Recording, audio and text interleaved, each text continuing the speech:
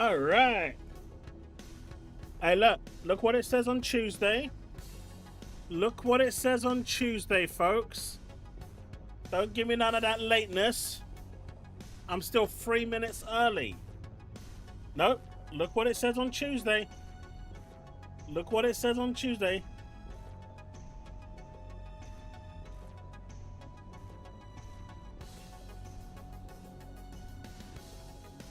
I changed nothing. You saw nothing. Hey, how's it going, everyone? Let's get what's on. Nope, this way. I don't know what YouTube is talking about. YouTube is drunk. We all know this. So who's number one on the chat leaderboard? Hey, how's it going, folks? Hey. Oh. Dankeschön.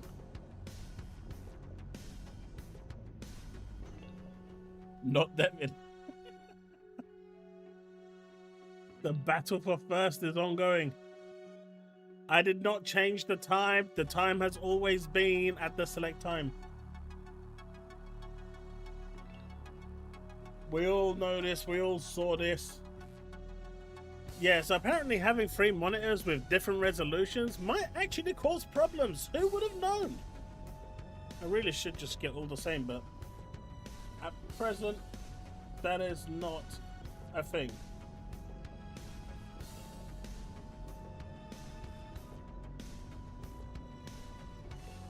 Alright. So we are multi-streaming today. We are also streaming over to Twitch. Not to Twitch, to X. So trying this multi-streaming thing out and seeing how that works out. So hello to everyone on YouTube and X. We'll probably get more platforms over the next few weeks, but yeah, it's been interesting, hasn't it? I've been gone for so long and all hell broke loose. I know you guys have missed me. I've missed you all as well. But who would have thought, right, folks? Who would have thought that I would actually praise Gears of War, and of all people, Steve would not see the praise and it goes by unnoticed? And more importantly, the one game that the Camp Blue decided to lose their mind on is a remaster.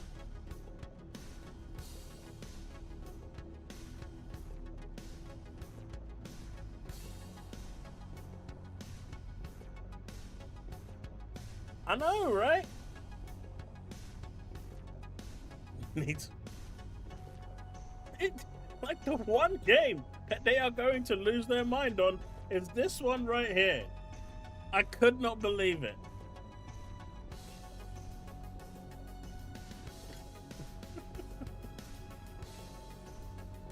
But how have we all been? There's lots happening this week, right?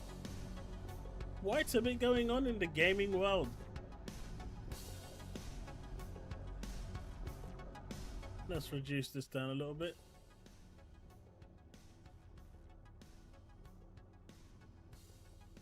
Man, welcome everyone to the stream. We've got lots to get through this week. I mean, we've got PlayStation Showcase happening tomorrow. We've got God knows what's happening on Thursday. We've got Summer Games Fest on Friday. I got a gathering on a Saturday. Another one I'm trying to get out of. And another showcase on Sunday. It's going to be amazing. But what has everyone been playing? Has anyone actually started playing I was going to say Space Marine, but that comes out on the 10th of June, as you can see there. So no one's playing that one yet. Unless there's early access.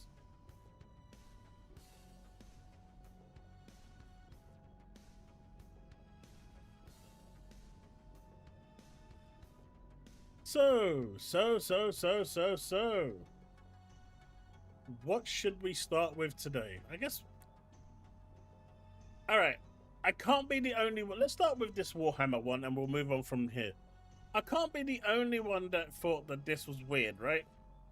And by the way, everyone, I've now settled into my new place. It's really nice. The bugs are trying to murder us. Even as we sleep, they come to our windows and start knocking. It's a thing. you know, that film with those big spiders. I don't want to say the name right now because it has swearing in it. It's like that. These things are relentless. They just keep coming. And a squirrel infestation is growing as well. Now they're coming expecting food when there is no nuts outside. They just come all lined up onto our wall. I should take a picture next time and post it on social media. It's hilarious. They're all like the ponies. Please, sir, could I have some more? We have nothing left. I named each of them Pony 1, Pony 2, Pony 3, Pony 4.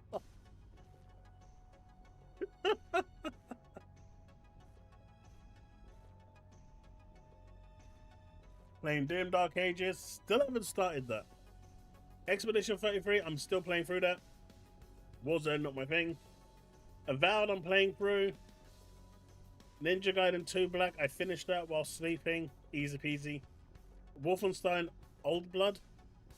I remember playing it years ago. Yeah, I'm like you, be nice. I rotate so much. I can never stick to one game. I wish I could.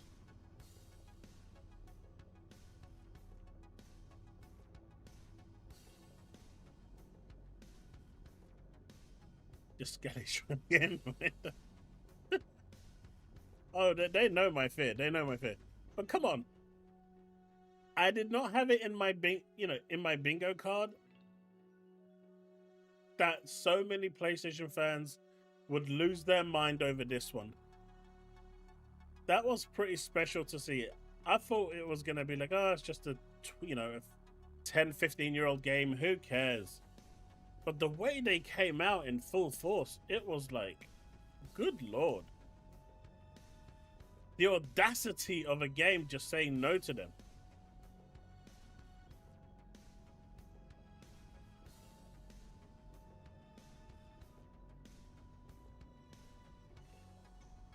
Game overload? I know what you mean, man. I know what you mean. I know what you mean. So Unreal had their presentation today, right? With The Witcher. Did anyone manage to see it? Because I never got to see it today. I've been working pretty hard. I know. That sounds like something crazy. Me actually working in this day and age. Like, what did you do with Chaos?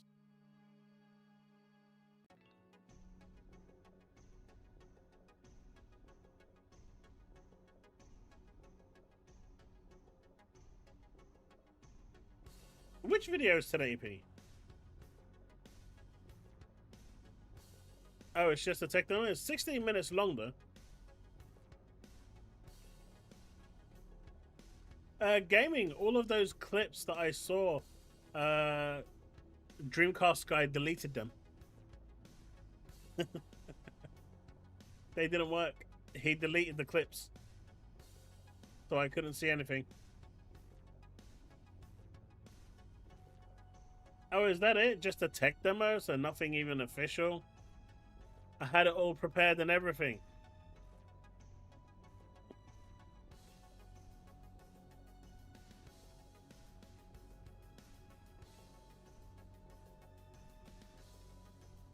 That guy is a full-on shill sandwich.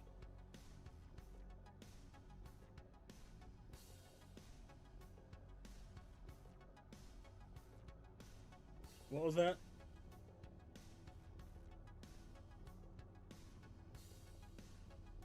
It's good since it increases the chances of the game going to PS5. I mean, who cares? It's just one game. It's not like that game is going to, sell consoles or anything.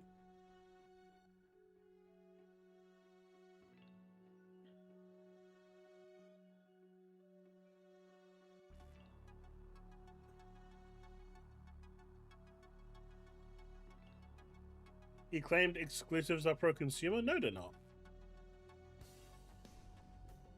I understand why exclusives exist, and I think exclusives are a good thing, but by no means are they pro-consumer. That's just being daft. But hey, look, this is what I will say about PlayStation fans. They will say it is pro-consumer all the way. They will use anything to defend them, be it Netflix, be it any subscription program, any fast food chain. They will say, look, McDonald's has the Big Mac. Burger King has the Whopper. They're exclusive to them. It's a good thing. It gets people to go in. But the moment you speak against it, or someone higher up speaks against it, they crumble down like anything.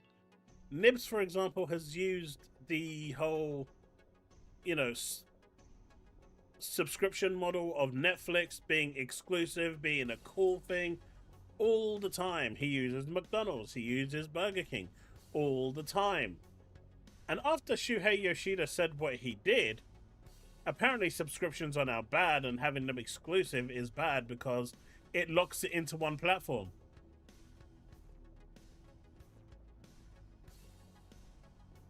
Wait.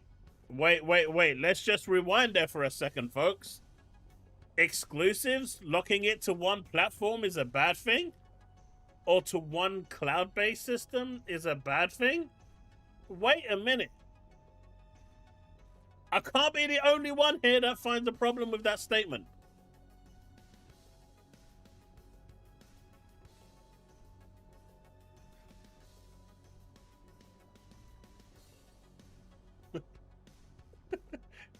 There it is. There it is. It's only pro-consumer when it's for PlayStation.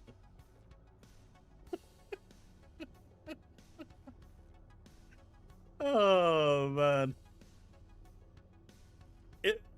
It was so weird to hear after all this time how he's been, they've been flexing Netflix this and Hulu this and, Paramount this, having all of the exclusives. Hey, Remy, how's it going?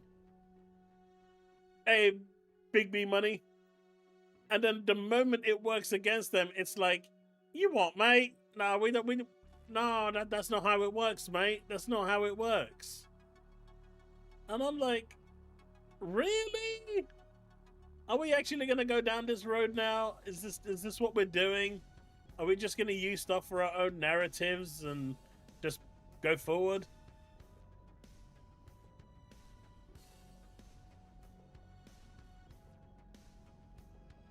It was just, I was like, all right, that's I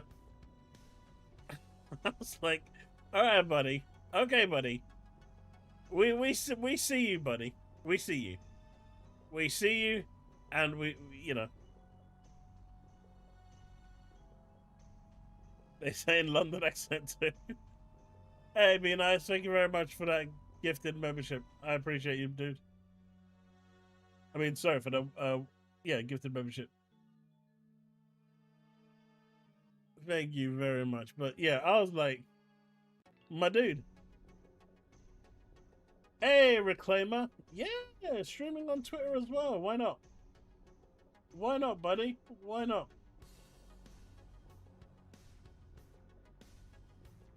Why not?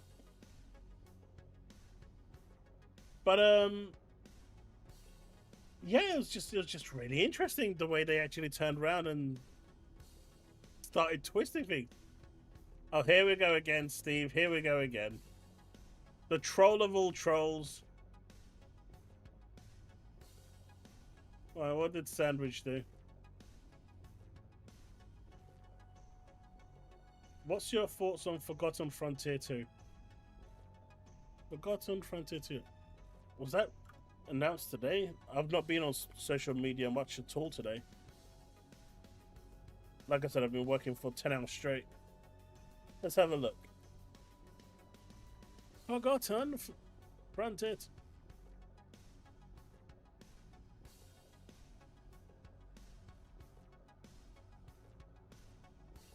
Killer.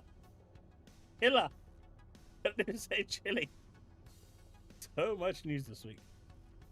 Indeed. Thank you for the 15 months membership, dude. Are you sure there's a Forgotten Frontier?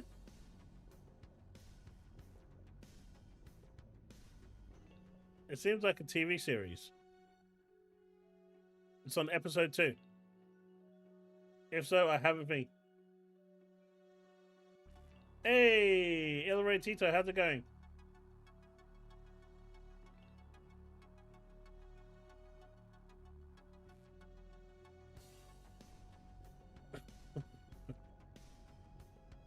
Man, it is what it is. Ah, touch startled. I think I've seen that. I think I saw someone talking about it earlier. Do we know anything about it outside of just the couple of screenshots we've seen, which does look interesting?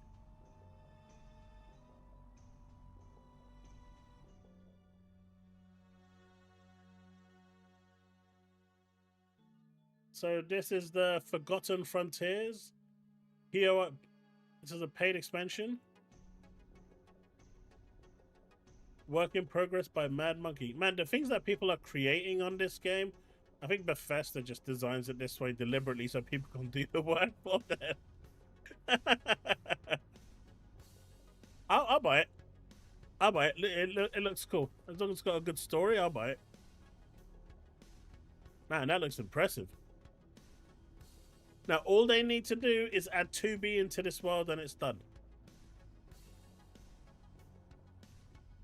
We need a bit of that 2B action.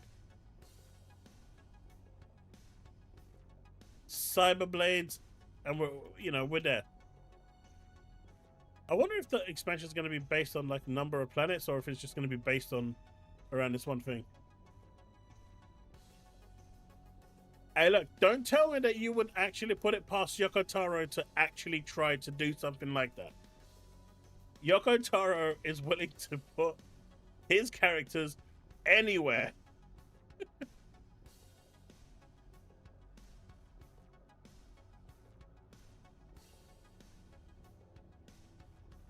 It look kind of cool though. I am liking it. It look cool. It definitely looking cool.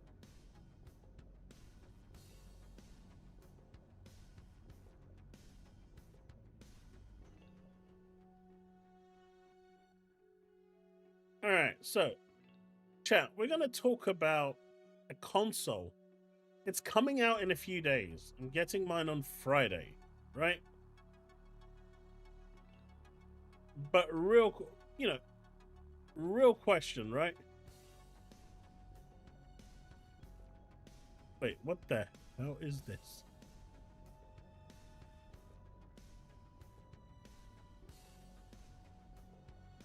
That's better.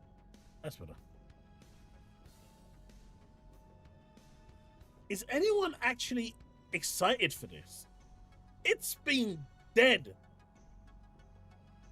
Like, I have not seen any excitement. I mean, I know Nintendo went out their way to kind of kill all excitement for this console.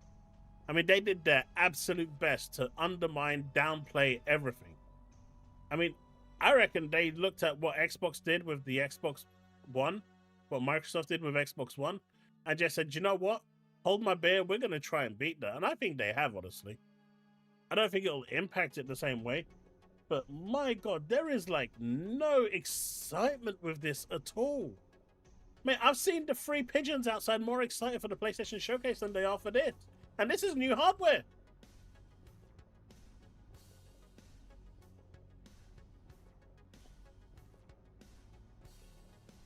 I say free because the others, 10,000 are waiting at the Xbox Showcase to see what the hell's coming. But, this is it's a new console that's supposed to be fanfare. Look, I'll say this once and I'll say this again. When console manufacturers say that their hardware is sold out, generally it's sold out to build up FOMO so you can go and buy it. You release this short supply, it's supposed to build up hype. That's it. The only time it actually was real was during, the bug season. during that bugged period when no one could go out and everything went crazy, that was understandable. But other than that, it's all a ploy to get you to rush out and try and buy one and secure one as soon as possible. That's it.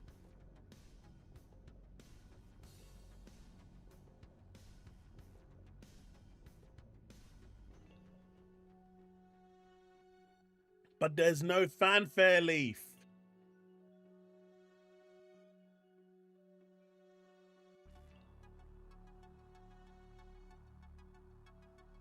I mean, I'm honestly more excited for this to arrive on Friday so I can take it to my nephew's on Saturday when we're having our get-together go, because he's a big Nintendo fan. Just so he can play Mario, the new Mario Kart, because he is a big Mario fan, than I am with me actually getting the damn thing. And it shouldn't be that way. I mean, there's no Mario game Mario Brothers game coming with it. There's no Zelda. Is there a Metroid game coming with it? What was your question, Rabbi? Let's see.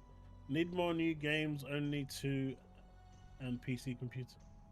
Make Microsoft CD exclusive good new games. Microsoft isn't about the exclusivity anymore, Rabbi. They don't care for exclusives. It's later on in the year. You don't release a console without big hitters.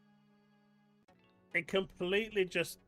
I mean, even Donkey Kong isn't available at launch. Not that that's a big hurt.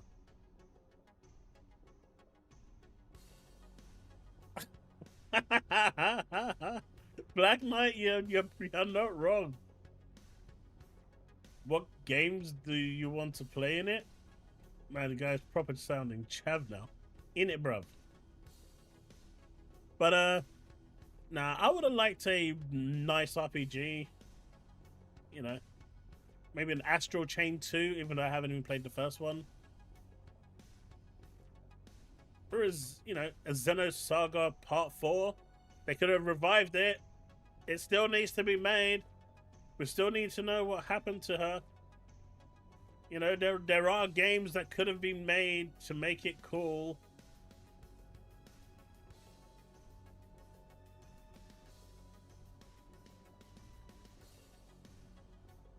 It's interesting that tomorrow's State of Play is landing. I'm gonna try and stream it tomorrow. I know I'm streaming over at Twitch tomorrow, so I might start a little early. Shock horror, I know. Is that even possible for me? Only time will tell. I'm not sure if I'm going to stream the PlayStation Showcase tomorrow over at Twitch or over at YouTube. So if you haven't checked me out over at Twitch, now's a good time. It's in the description below. It's just a shameless plug. But we'll see how that goes tomorrow. If you see me post a thumbnail up for a placeholder, you know I'm going to be over at YouTube. But if not, feel free to check me out. As for what's going to be there, I reckon, now hear me out, this is what I reckon is going to be at the PlayStation Showcase. Hey, Bugback, how's it going? This is what I think will be at the PlayStation Showcase tomorrow. We're going to get a Horizon Collection remastered. We are going to get a Uncharted Complete Edition remastered announcement. We're going to get a Days Gone Bloodback remastered, so they're going to bring back the gore and the grittiness of it. They're finally going to remaster Ratchet and Clank. The Last of Us Part 1 and 2 is going to get a full remastered version, but not the kind of complete edition that they just released. They're going to do a ultimate TV series bundle, so you're going to buy the game, 2 games, and the season 1 and 2 bundled together. They're going to announce just to maximize that profit. What else are they going to do? I think it's about time that Spider-Man gets a remaster. I know they remastered the first one, but it's due another remaster now. It's been a couple of years, and usually they remaster stuff once a year. And who knows? Maybe they'll finally get Warhammer announced as well.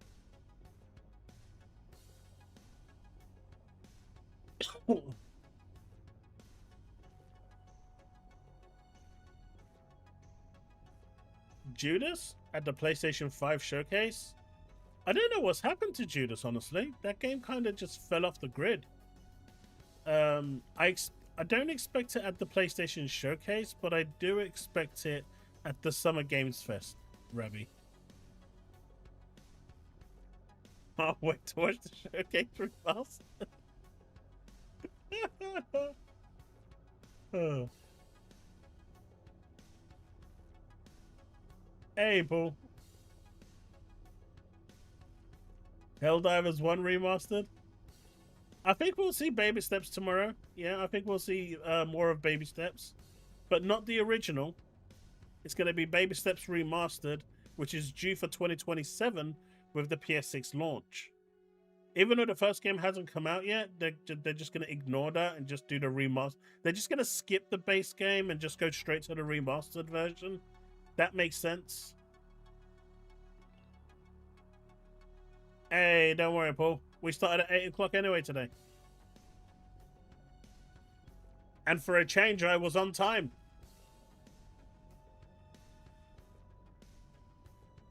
Honestly, Sony hasn't really got anything. They've got Death Stranding 2, which everyone is playing right now, so they'll probably show that. Ghost of Yotei is obviously going to make an appearance. And they've got the other game that's rumored, well, that's coming out later this year. I forgot what it's called now, the Samurai-esque one. Wolverine, I'm not so sure, because what Insomniac said was, stop asking about it. When we're ready, we will show you something. So I think Wolverine is going to get its own showcase.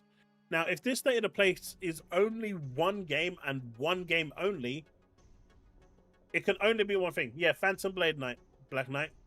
And chat, you will see that if it is one game, I'm calling it right now, right? If it is one game that they are going to show, you know, like they did with Borderlands 4, I know exactly what game it is.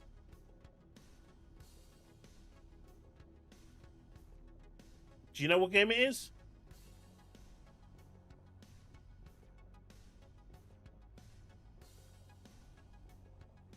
Why Warhammer Space Marine be here? Oh, it's not going to be there for PS5. If it was being announced for PS5, Sega would have announced it during the launch. It's not ready right now. Or if it's coming at all, because of the PS3. It's not going to be Telu. It's not an Astrobot remastered. Although, right? I've heard that Astrobot might be announced for PC soon. So tomorrow could actually be where they actually announce Astrobot for PC. Mate, if that gets announced for PC, I am going to laugh my head off. Not Starfield. I reckon Knack 3. I know you guys are... I know that's blown your minds. Knack 3. Can you even imagine it? It won't even be like Knack 1 was single player. Knack 2 was 2 players. Now you're going to have 3 Knacks.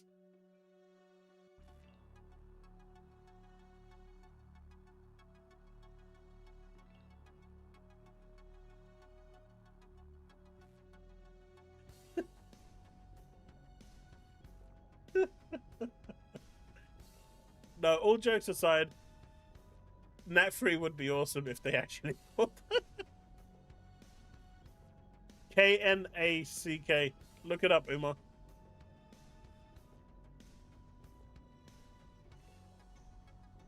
I think tomorrow's showcase for Sony is going to be more Knack 3 or Slayer Jack. I think you're going to see a mix of PC games and PS5 games. But there's just not much going on in PlayStation mode. I think Wolverine is still ways out for them to really show you much. I mean, they could probably show you something, but I suspect they're going to show you that on a single state of play, as in one game.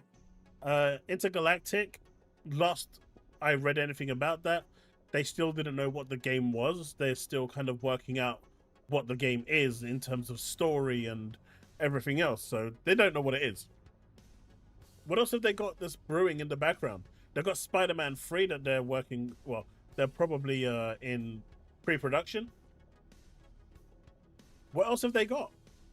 They had all those live service games which they banked on, and after the failure of Concord, they took it all away. That's probably taken about 4 years worth of development out the way. Honestly, if it wasn't for Xbox right now, PlayStation would be in such a horrible place. You know, Sony is counting and blessing their chickens right now that Microsoft has decided to go the route that they have, or Sony would have literally nothing. They would have to aggressively money hat everything in order to have any form of games exclusive to their platform, or just games on, you know, it's really rough. What they banked on didn't work out, and clearly Marathon is gonna, you know, it's doing a marathon in the opposite direction of success. So there's no hope in that. Bungie's going to get absorbed. Fair Games, I mean, that's dead on arrival. I mean, their own director was like, man, this game is so shit, I'm out. I'm bolted. She looked at it and said, nope, I ain't putting my name on this. Bye. I'm out. Peace. So what else is there? Mario has become Wario.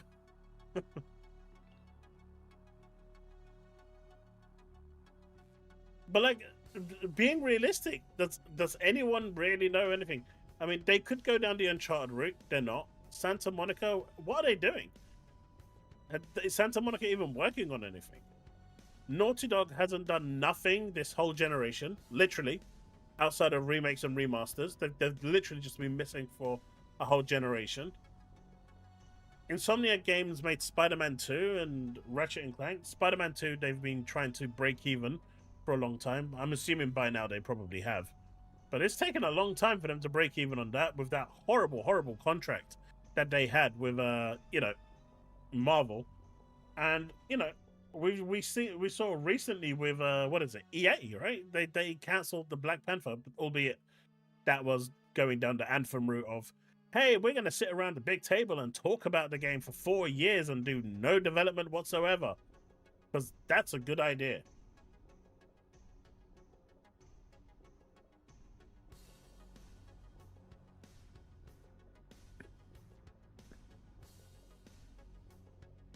But are they, Bags? Are they? Because I've been told by many PlayStation fans, Insomniac can only work on one game at a time. So, what are they working on? They can only work on one game at a time. So, what are they working on? Oh, in their game output? Oh, yeah, definitely. For this generation, they're fine. Just Wolverine? But they're supposedly working on Spider-Man 3 as well. So which one is it? Where will Sony PS5 events show up? Lego live? What do you mean Lego? Live. Rabbi, I'm either going to be doing it. So tomorrow I'm streaming some Withering Waves over at Twitch. I don't know if I'm going to finish that early and jump over to YouTube, or just continue streaming over at Twitch. So I'll make that decision tonight.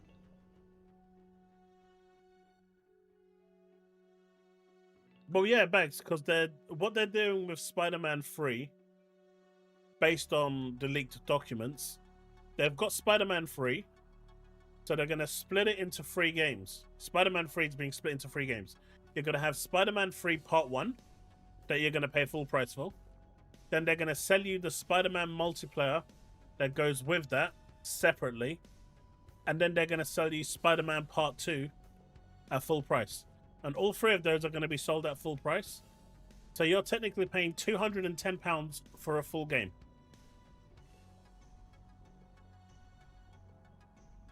Now,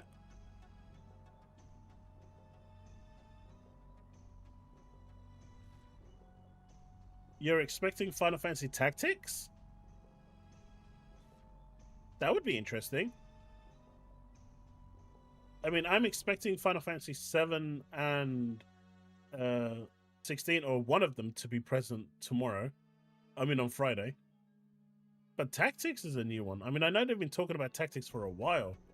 As for God of War 2.5D, that's the isometric ones, right? The Olympus Saga.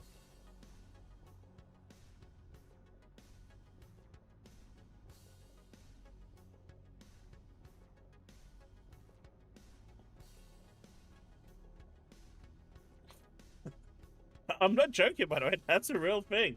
That was part of their documentation, because the original Spider-Man took forever to break even. They suffered a lot with that one, because the deal that was on the table with the Spider-Man was just horrible.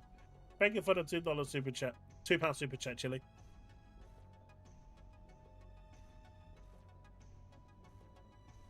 Oh, they're going to be there, Black Knight. They're going to be there. They are going to be there. Do you think they would get back into the Square Enix bag? I don't know. I don't think they're gonna put. I would be really surprised if either 7 or 16 went into Game Pass. I would be very surprised if that were to happen. Now, Tactics being announced into Game Pass, I can see.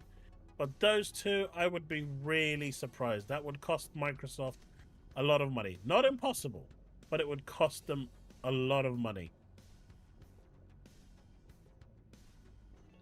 Worry will only show up more new Xbox games. Rami expects games from Microsoft being announced for Xbox going forward.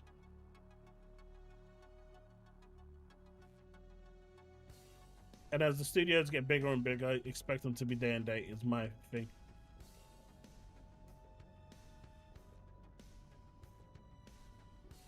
Final Fantasy 16 Shadow drop on Xbox with 7 releasing in the fall is what I heard.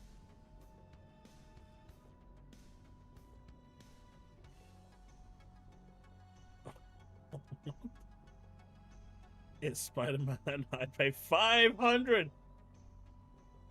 Wait, you'd pay $500 and you're super chatting $2? How about super chatting $500? My mind, I'm joking. Thank you for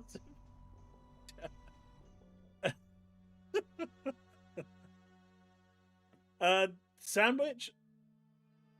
I'm not gonna say I've heard the same thing, but I suspect the same. What I'm assuming is going to happen is one of them will be shadow dropped. We're gonna get remake first, and remake could release at the same time on the day, and rebirth will probably be first quarter of next year or end of this year.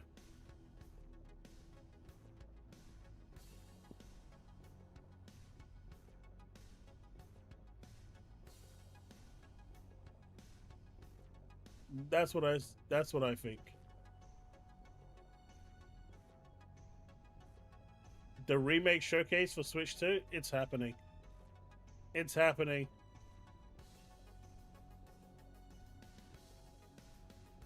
Actually, I don't think so, Black. I think, and call me crazy, but I think the next announcement is going to be Sega. I think the next acquisition is going to be Sega. Their partnership is too strong right now, but I think they will be treated as a tertiary company. So even though they'll be under the wing of Microsoft, they will be independent. A bit like how Bungie is right now.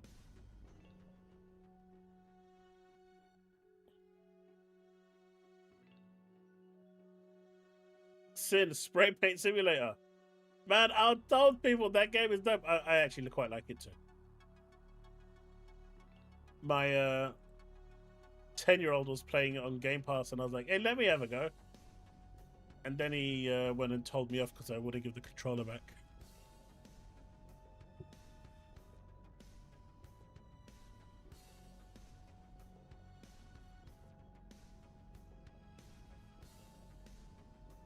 Sega is already acquired by who?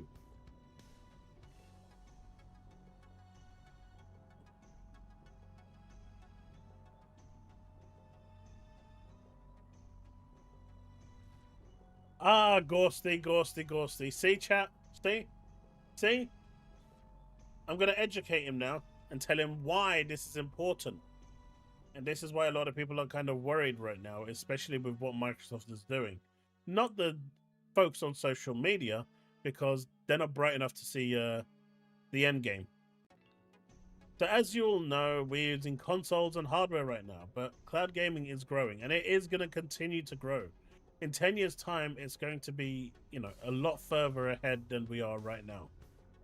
Cloud gaming at the moment is really damn good, depending on what service you're using. But let's just assume, you know, 10, 15 years from now, consoles have kind of reached their peak. Cloud gaming is now available everywhere. Who are you going to subscribe to? Are you going to subscribe to Ubisoft? EA? Game Pass, which has Bethesda, ZeniMax Games, Activision Games, Blizzard Games, Microsoft Game Studios, Sega, and whoever else wants to join their band of brigade. Pretty much, they're looking to become the, you know, have the Infinity Gauntlet. They want to be the cloud platform to be, and they want to be the platform that you go to in the end. They're preparing for what's coming next, and that's always been the agenda. And I've said this multiple times. They're not buying for the here and now, they're buying for the future.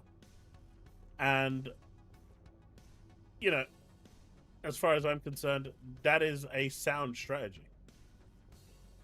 They've seen that the console war, they'll never win, so they're winning the cloud wars. And who else right now has a better offering on the cloud than Microsoft? But realistically, who has a better cloud service? I mean, not service, sorry, but, you know, offering of games. If you had to pick one,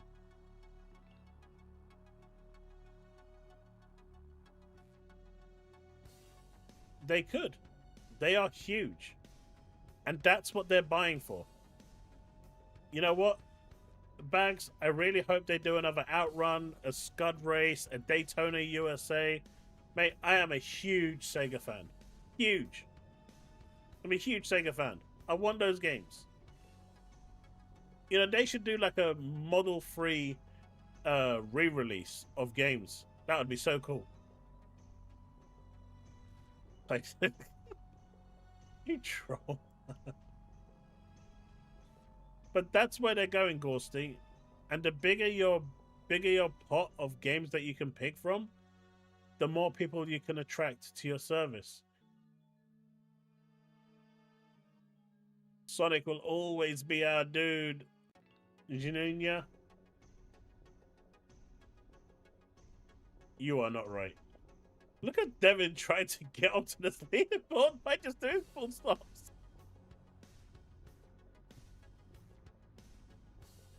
Did I know they were making... I heard rumors, but I didn't know that they were actually doing it.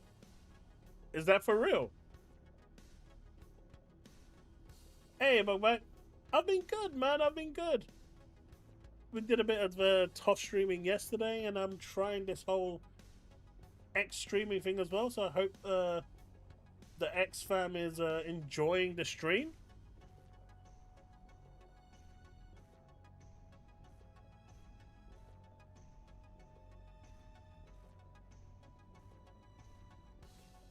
Where is he crying? But yeah, it's been interesting. It's been interesting. But that's where they're going with it. IGN made a video on it, so probably... Well, if IGN made a video on it, I wouldn't trust the thing. The problem with Outrun is that they don't have the licensing anymore. Sega lost it. That's why we don't have Outrun on Xbox Live or PlayStation Network no more.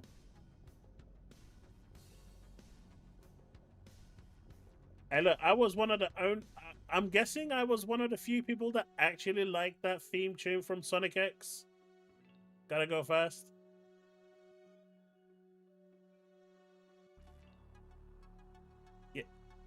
Sonic X was cool.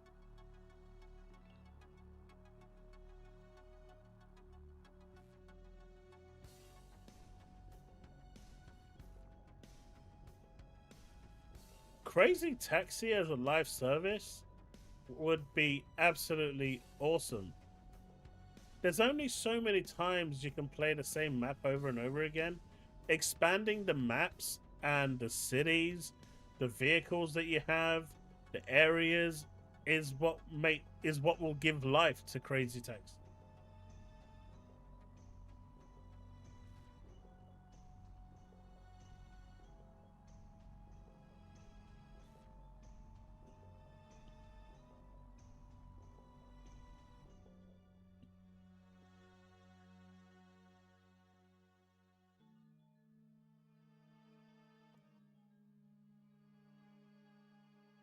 So the new June game, it was supposed to be on Xbox as well, but look, do you want me to say what the developers said? Woodpit, as to why it's not releasing on Xbox?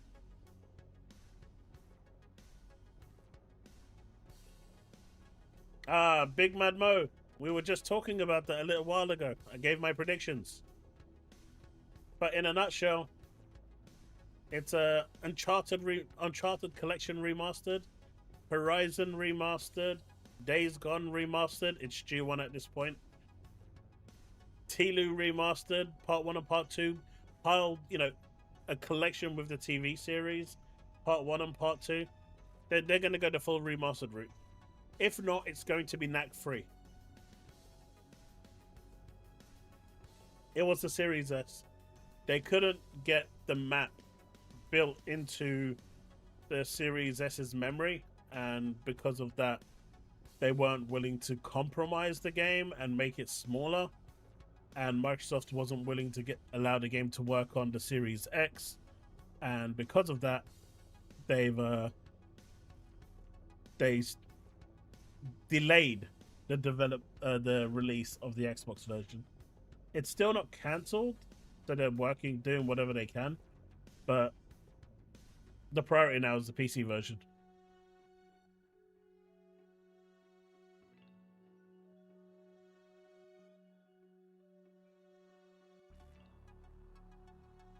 Yeah, I don't get that at all. But here's my take on it, right? The handhelds being an extension of the console is a cool thing, but it's also a negative, because if you have, a 64 gigabyte Xbox Prime, but the handheld has 16 gigabytes, your 64 gigabytes means jack. They're still going to develop for 16 gigabytes. The only thing that 64 gig will fill is raw 4K data, right? You're not actually going to really see the benefits of that 64. So I don't think having a handheld that will go the route of that is the best approach. Otherwise, what they need to make sure they do is they have enough RAM in there and enough of a CPU juice to make sure that it can run in side by side with the next generation console. Graphics I don't care about. They can have a really low to mid-tier range graphics card in there, like APU. That's fine, but it's the other things around it that make the games work. That needs to be a match for what the next generation console is. If it's not, you're going to have a problem. You're going to have the same problem you have with the Series S and X this time around, and I don't want that.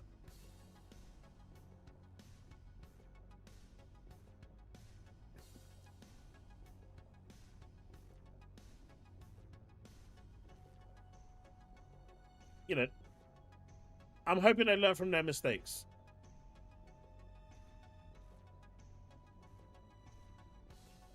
First light, it's coming. I don't know what it is, but it's a Bond. It's a dude playing Bond. It looks like it's a gun, but also looks like a torch. The beard is looking healthy, right? Started using beard oil on my beard. Makes it nice and healthy.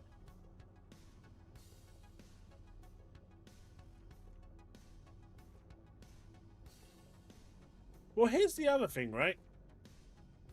I think, like, I watched King David's video. If you haven't seen it, definitely go check it out. He's covering quite a few bits in there.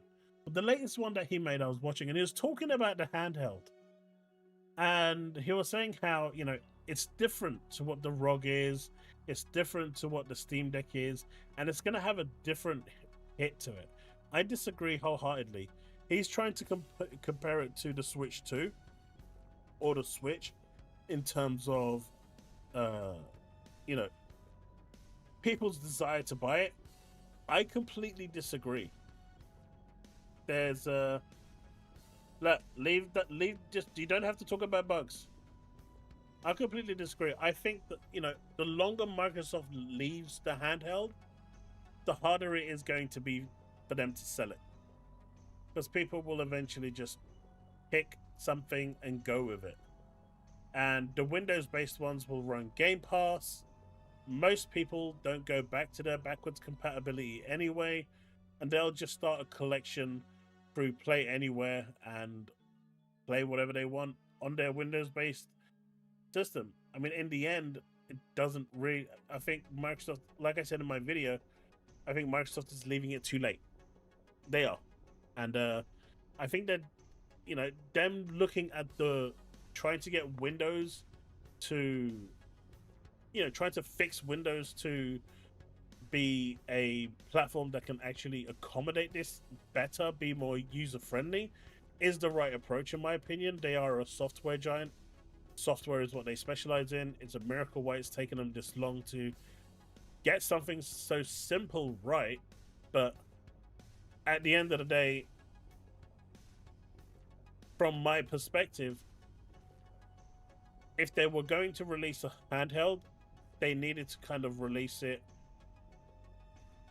I mean, show something by the end of this year and then release it probably with the next Xbox launch. Phil said that the handheld was 2-3 years away, and now it's been pushed back even more. So it's not even like being touched at the moment. So you're looking at it being like 4 or 5 years away. I just don't see the point. Not until they actually make the consoles portable consoles. At that point, you know, you don't have a choice. There's no hardware to buy other than the handheld devices. But other than that, I just think they've kind of missed the boat.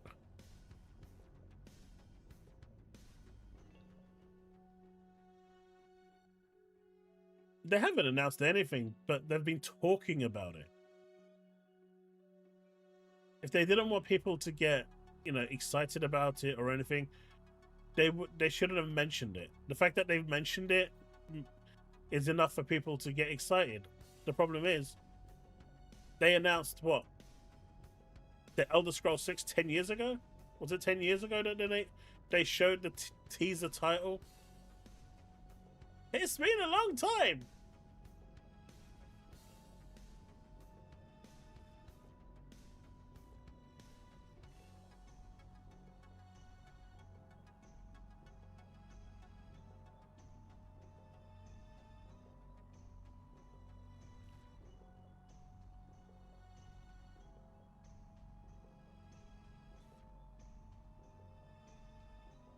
See, Ray Tito, hear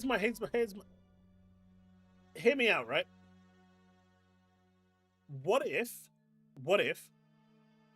they managed through Windows 11 or 12, whichever software version of Windows they finally land on that actually can do this.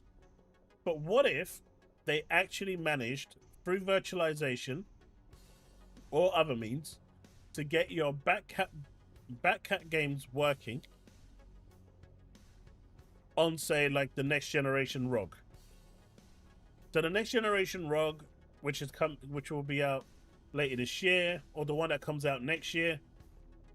What if that version can already play your backwards compatibility Xbox games and everything? What need would there be for the Xbox handheld? I think PlayStation is gonna release, in my opinion, a standalone unit. I don't think they're gonna be releasing one that's going to play PS6 games. I can see it playing PS5 games, but I can't see it playing PS6 games. Because the moment they do that, and they've seen the troubles that it can do, if it's not got the right specs, you know, in the right place, and at that point you've also got to think about the cost factor here. These things are going to be expensive, and you want to sell them. It's going to be a hard sell. And you're also crippling your platform in terms of what it can perform as. Because you have to develop for the lowest denominator. Because it has to work on the lowest denominator. And that's the problem. But if Sony goes down the route of releasing a PS Vita 2, that's dead on arrival. No one... People will buy it. But Sony's going to stop supporting it within 30 seconds. And I'm being generous with 30 seconds, by the way. Because let's look at it. PlayStation VR, stop support. PSP, they stop support. PS Vita, they stop support. PSVR 2, they've stopped support.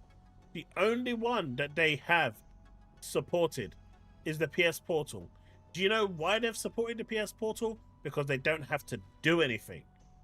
It's a remote play device, so they don't literally have to do anything.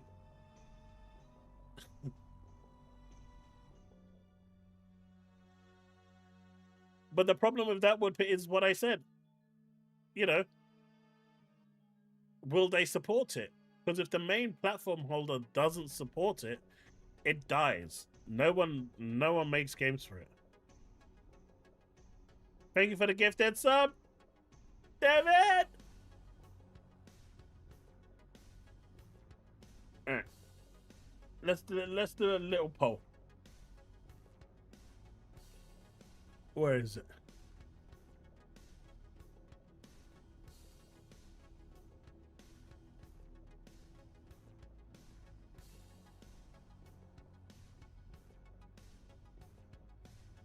Fun fact: we've got more people watching on Twitter than we do on YouTube.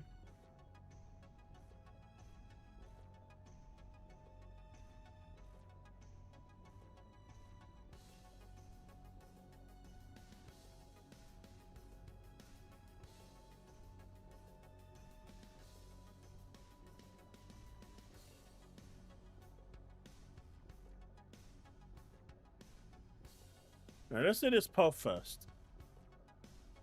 And then I'll do a second poll. This is a quick poll.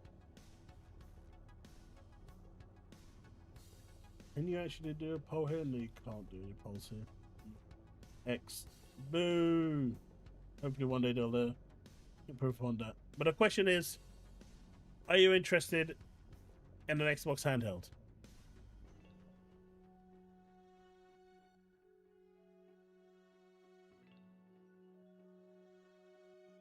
We got a 62% saying no.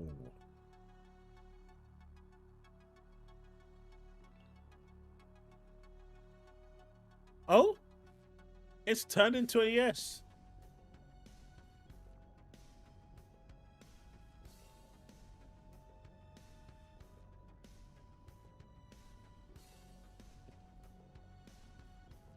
Ghosty, that's exactly my point.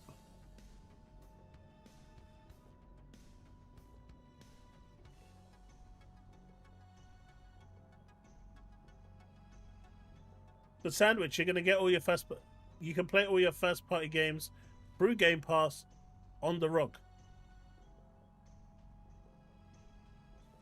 Right now, on the ROG Ally, you can play all your first party games. Doom, all of them.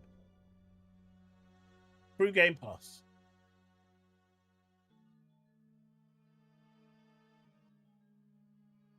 Man, did he lose the crown already?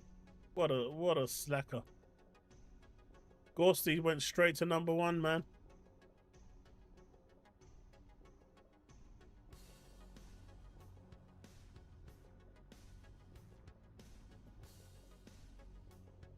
Man, Ghosty and John Gray have equal points.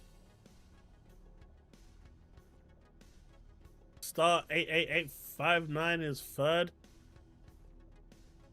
Where is Devin?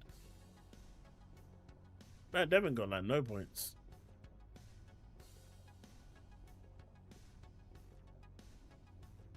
Mate, Devin ain't even in the top 32.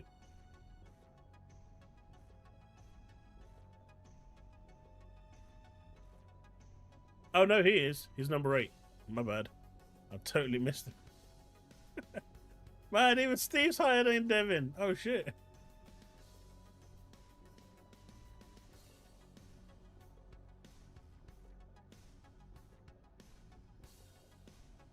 Not anymore, you're not.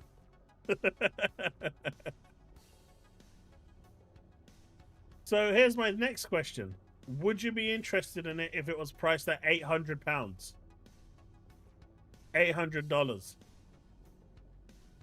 Because that's what that thing's going to cost.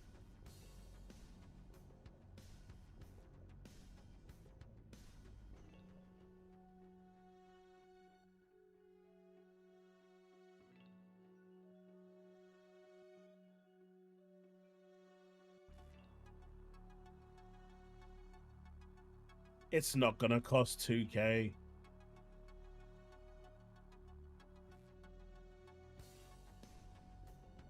Paul, it is great. It's how I can now dual stream over to X and over to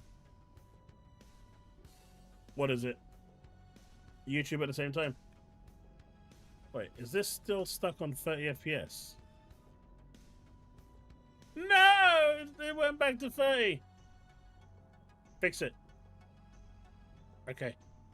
Now we're at 60. God damn it. It reverted back to 30 FPS and no one's telling me. You guys are supposed to be my buddies.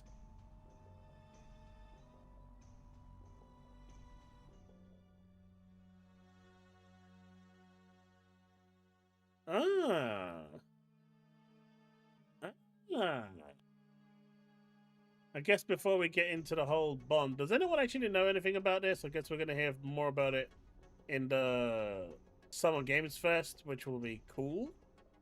I wonder if this is going to appear on the Summer Games Fest or if it's going to appear on the Xbox Showcase. I'm guessing more Summer Games Fest. But this is interesting. According to the Spanish leaker, there is a strong partnership between Ubisoft and Xbox to provide more games from the company to the Game Pass service. So Microsoft is going all in on the actual Game Pass thing, man. They're not. There is no stopping them. What do you mean, Big Bad Mo? I care about Ubisoft games.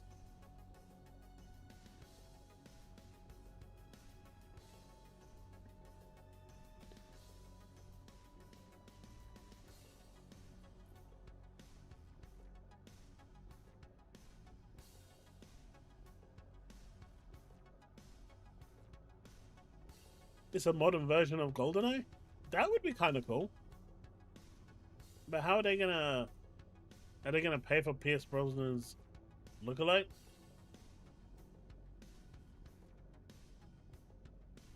Look, it's not pretend Assassin's Creed, it is Assassin's Creed. You get to jump off big branches and land in hay.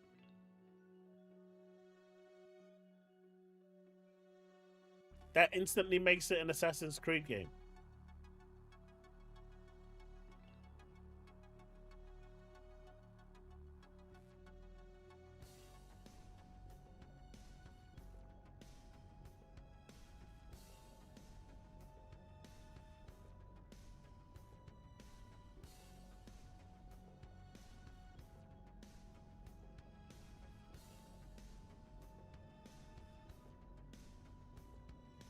Japan Simulator? Not even...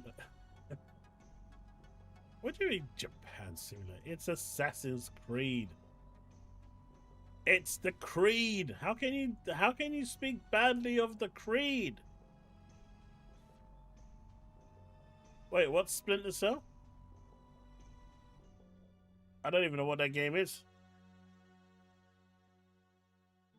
Man comes in here, starts putting words together, and thinks that, you know, you're going to get a rat coming out of a cell.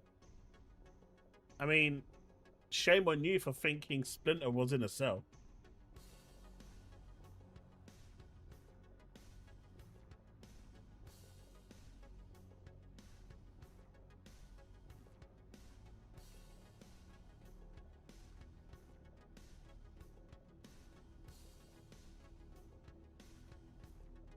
I should ban myself. Devin thinks Splinter's from Virginia.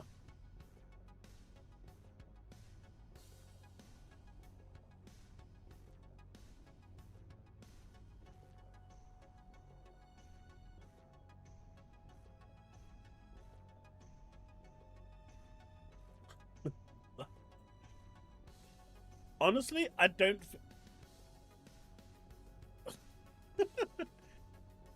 What's that? Gears E-Day coming 2026? Bet. Yeah, I know, Sandwich. 2026 sounds about right.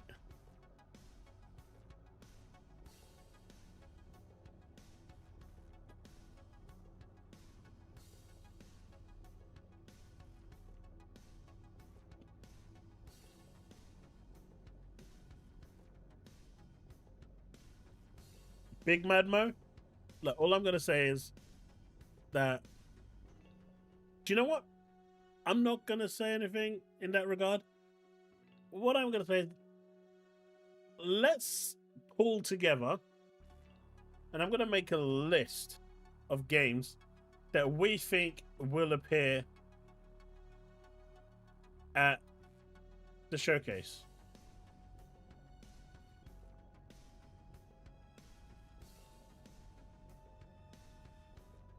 All right, so I reckon, right, at the showcase, we are going to see Resident Evil 9. I also think we're going to see Final Fantasy VII Remake, Final Fantasy 16, No Banjo, Hi-Fi Rush 2. I think we might see a teaser. I know they wanted to make a Hi-Fi Rush 2, but I think all you're going to see is just a title to let people know that it exists, because they wanted to make that.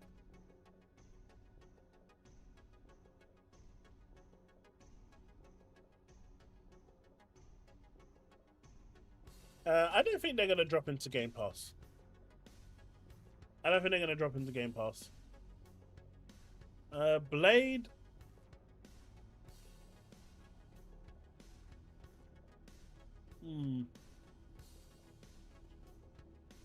I've literally heard nothing about Blade.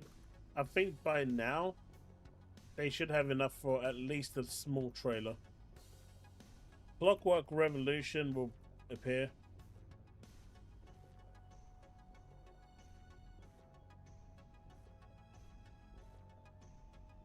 People will still buy it, Big Man Mode. It doesn't have to go straight into Game Pass.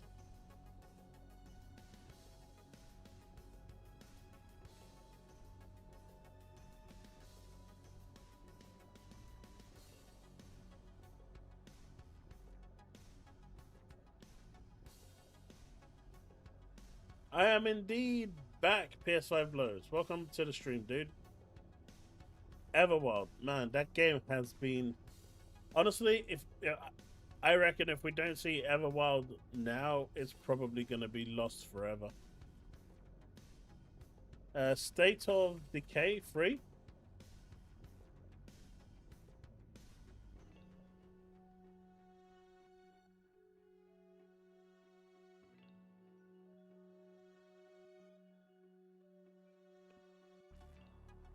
Contraband.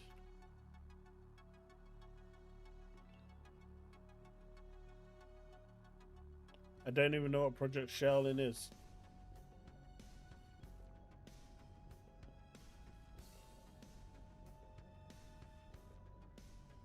Nah, Microsoft is allergic to Silksong.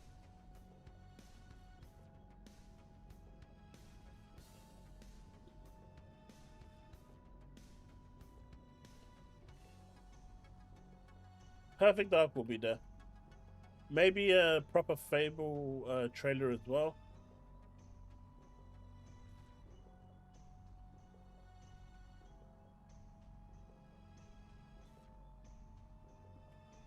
It's in a Wu-Tang game.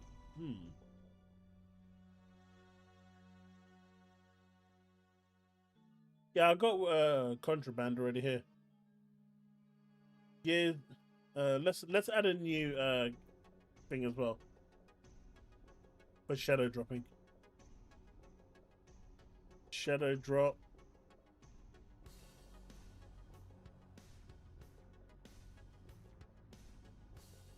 Let's see.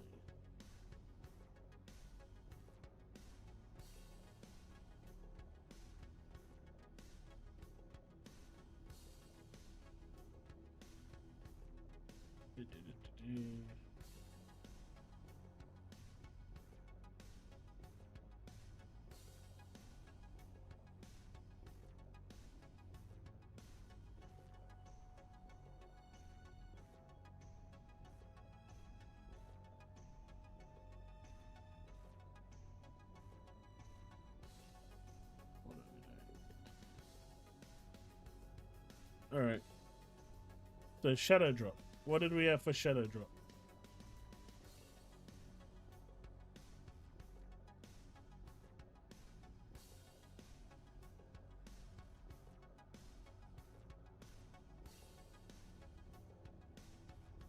Ninja Gaiden 4, I guess so. That's pretty much due for release soon.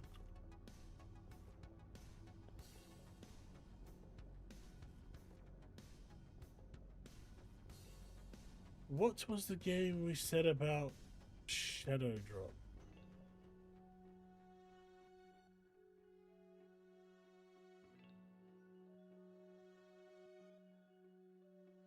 Years beta shadow dropped.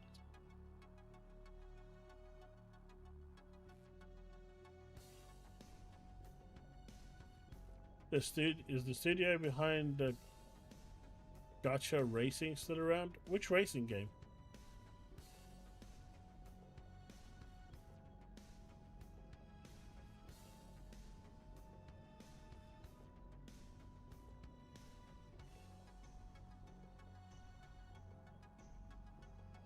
I know of a few big games that are being announced. I'm not going to name them because no one actually has said them yet in the media.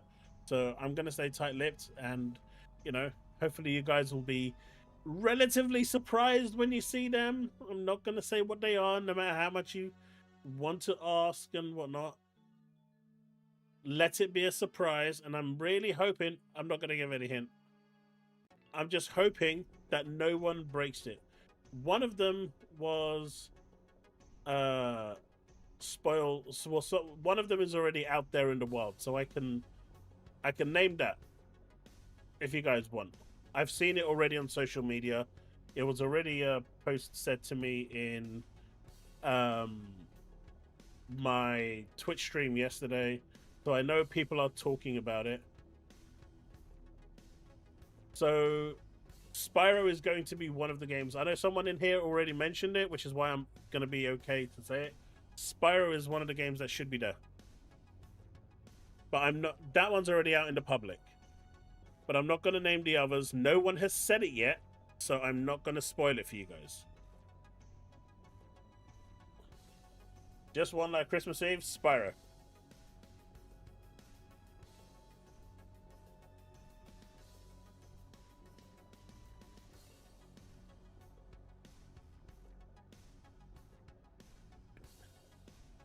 Name it, but in Klingon. You know what? There's going to be someone that speaks fluent Klingon in here, and they're going to decipher it perfectly fine.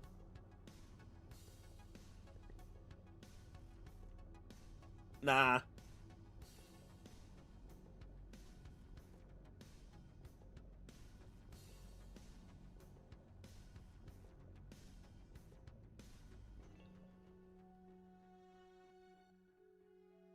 Have you noticed that a lot of people have been tight-lipped this time round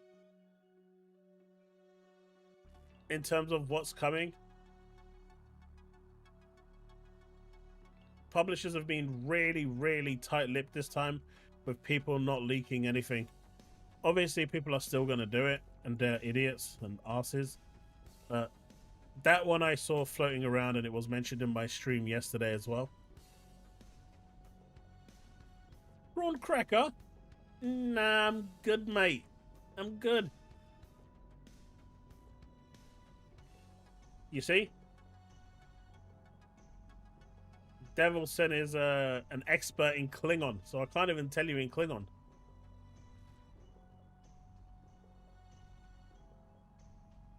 Kovach.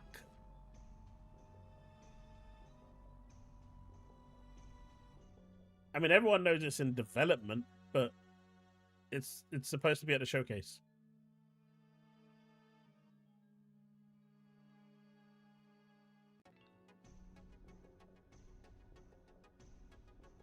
Yeah, Hitman is the Hitman devs are supposed to be behind in E007. Well, what I can say about Scalebound is that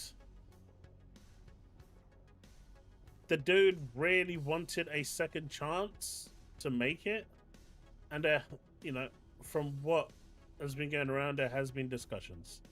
Whether it furthered from those discussions, time will tell.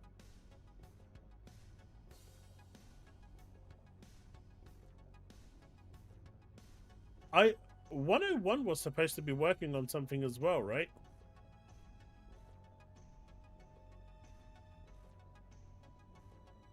Oh, I didn't hate The Last House. The Last House was really nice. It was almost like a movie studio. It was so posh. And the area was just beautiful, but the internet sucked. This is nice. Just the walk to the house is annoying because you can't park your car in front of the property. But outside of that, it's nice.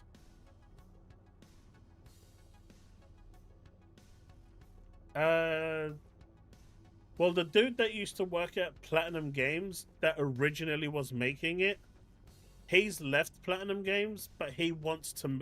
He's the one that wants to make it, have a second crack at it, and has been in talks with Phil in having another crack at it. So who knows? Maybe you might see something. Maybe. Yeah, I swear there was a studio that 101, IOI, something like that. They were working on a game. Now, one that I've not seen much info about at all. Like it's been like completely and utterly just dead. Has anyone heard anything about OD? Like that's like, I think they decided just to live up to its name and disappear.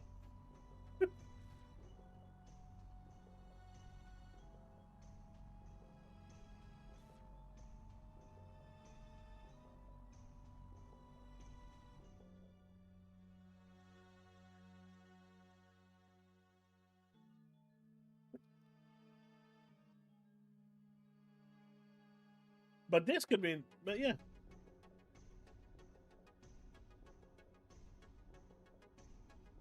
It's been a year. Usually you'd hear something. Right, so far we've got Resident Evil 9. We've got Final Fantasy 7 Remake, Final Fantasy 16, Hi-Fi Rush 2, Blade, Clockwork Orange, Everwild, State of Decay, Contraband, Project Shaolin, not seen that, but Silk Song, Perfect Dark, Fable, Ninja Gaiden, obviously Dragon Quest 3, no, 1 and 2, HD 2D remake is going to be there in some capacity. Brutal Legends. Do you think Halo is going to be there, Steve?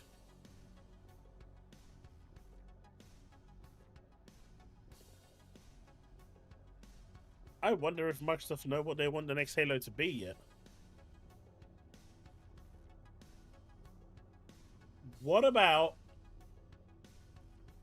If I start naming some games, you guys are gonna say, "Oh, it's gonna be announced," but don't think of it like that. Just think of it as I'm just throwing names out there, right? So I can be totally wrong. What about Control 2?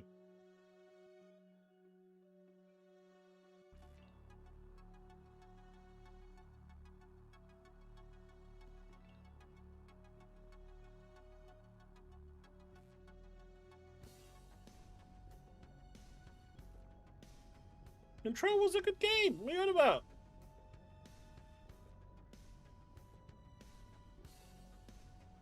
How can you say it's a mech game?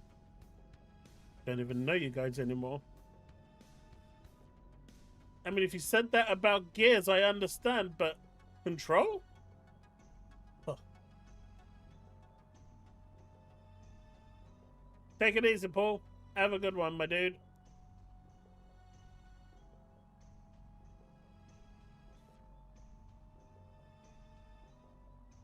Unfortunately, I don't know if we'll ever get a Quantum Break. Microsoft just doesn't want to do anything with the IP. Remedy has actually asked for the IP back so they can do stuff with it, but Microsoft is not willing to give the IP.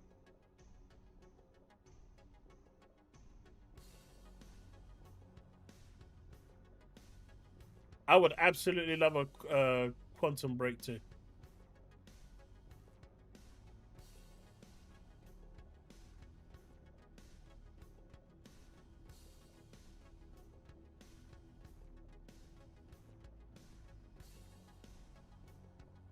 I think Bags should stream Quantum Error.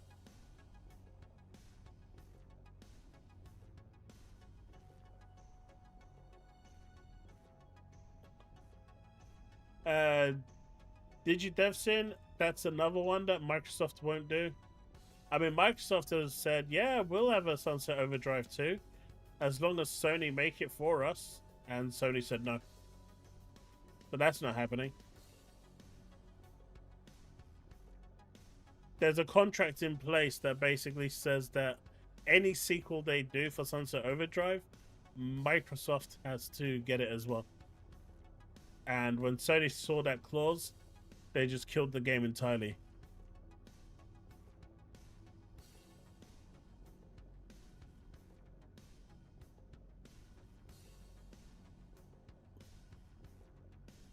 What's that, Steve? I can't really read what you're writing there. It's all garbled and jumbled up. I can't understand it.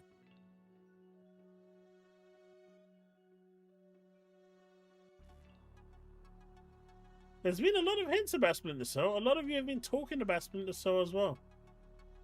Who knows? You know, who knows? Who knows, right? I mean, Splinter Cell started off on Xbox after all, but who knows?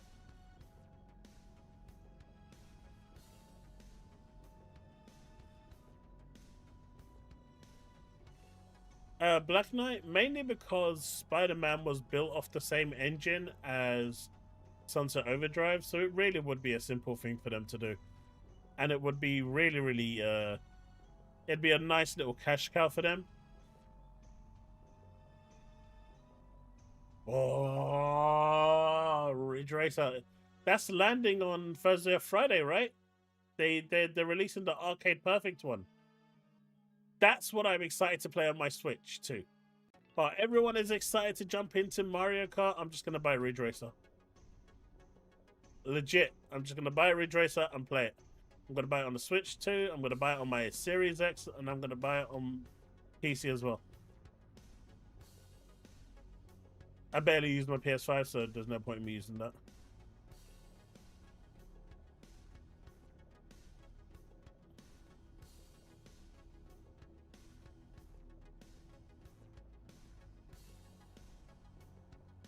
It's crazy. I used to use my PS5 all the time.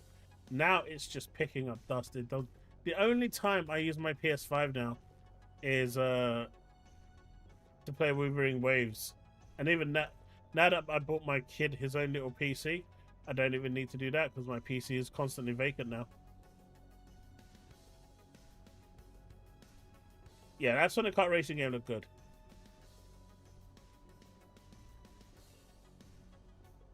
Why don't you buy the Xbox games on it? Buy it on what, Big Man Mo?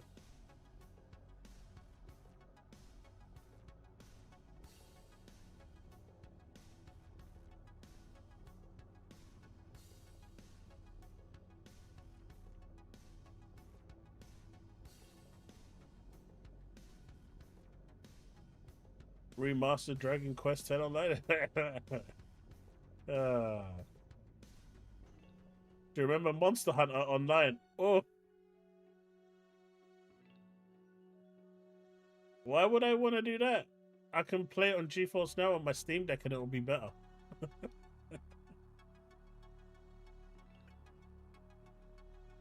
No, I'm not.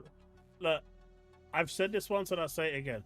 Unless the game is going to offer, you know, for the money that they want, if it's not offering me a better that amount of cost in better performance, no way.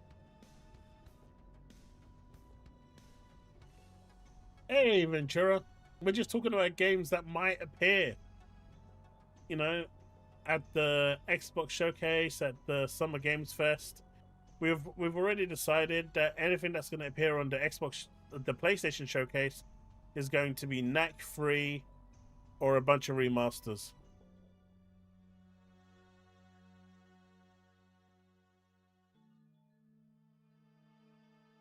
But I've got it on Xbox and I've got it on PC, which means I can play it pretty much anywhere I want because of the cloud. I don't need it.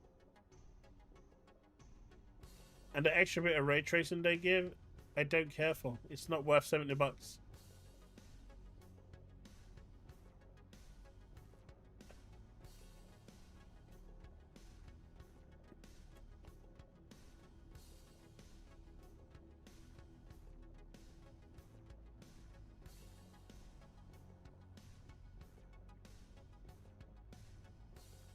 So none of you mentioned Kingdom Hearts 4.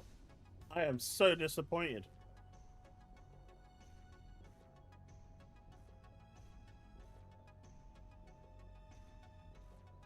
Not one person mentioned Kingdom Hearts 4.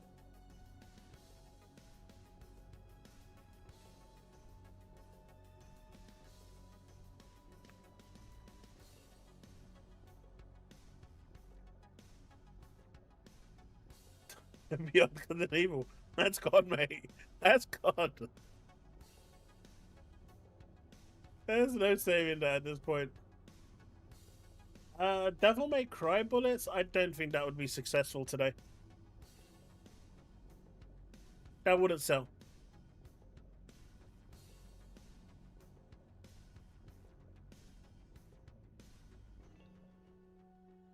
Mention what? Bags?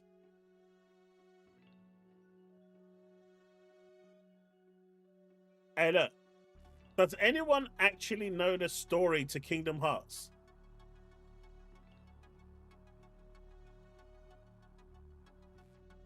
No, Bags. I know how many fans Devil May Cry has, but it's not the same as it used to be.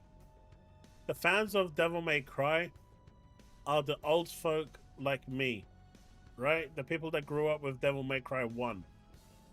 And the people like us just don't have the time to play as many of these games as possible. And the younger folk just don't give two shits about Dante.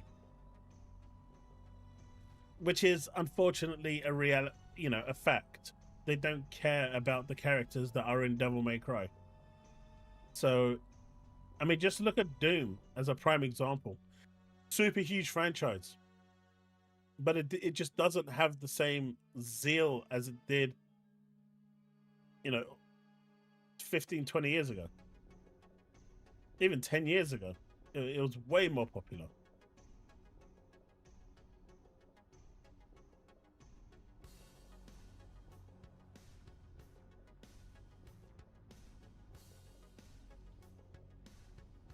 Nah.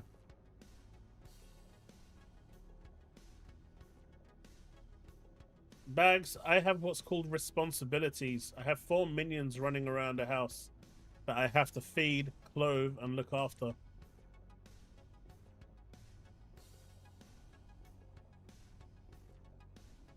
I'll tell you what, if they make another DMC, we'll see. And then you can turn around and say that I was right. A lot of, saying something, that people want something and it's going to sell like crazy is cheap. But when it comes to buying, people don't buy.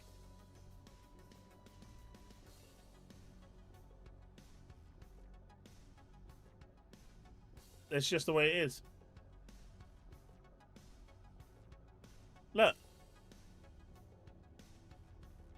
All I'm going to say is this. I'm not saying I'm always right. I will never proclaim to say that.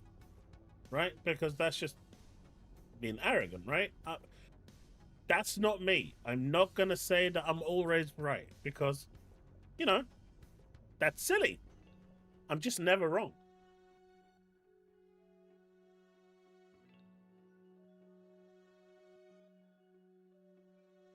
So,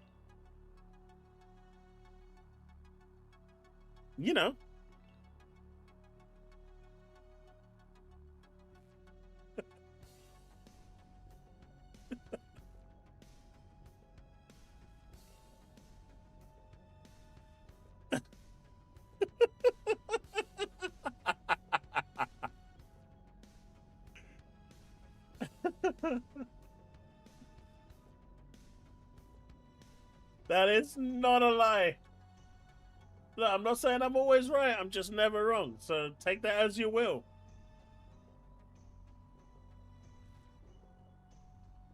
Oh, mate. Could you imagine if Star Wars Knights of the Old Republic remake got announced as the next Xbox and PC only? Oh, the meltdown would be... I mean, just after the meltdown for, 15-year-old game like Warhammer. Could you imagine if it was KOTOR? Oh, God. Good Lord!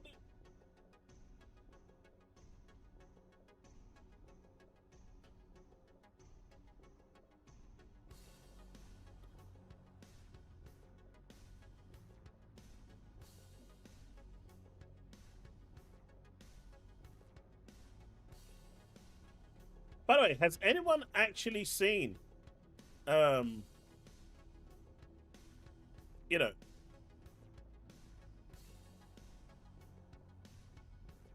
story for Kingdom Hearts?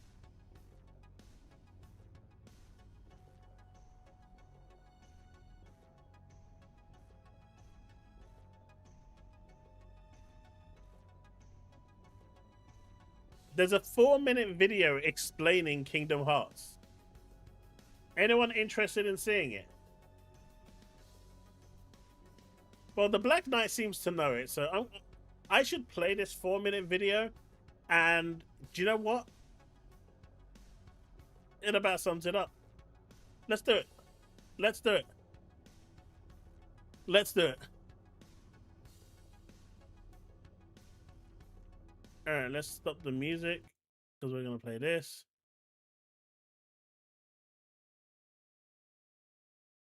Let's bring it down here so I can see that that's actually going to play.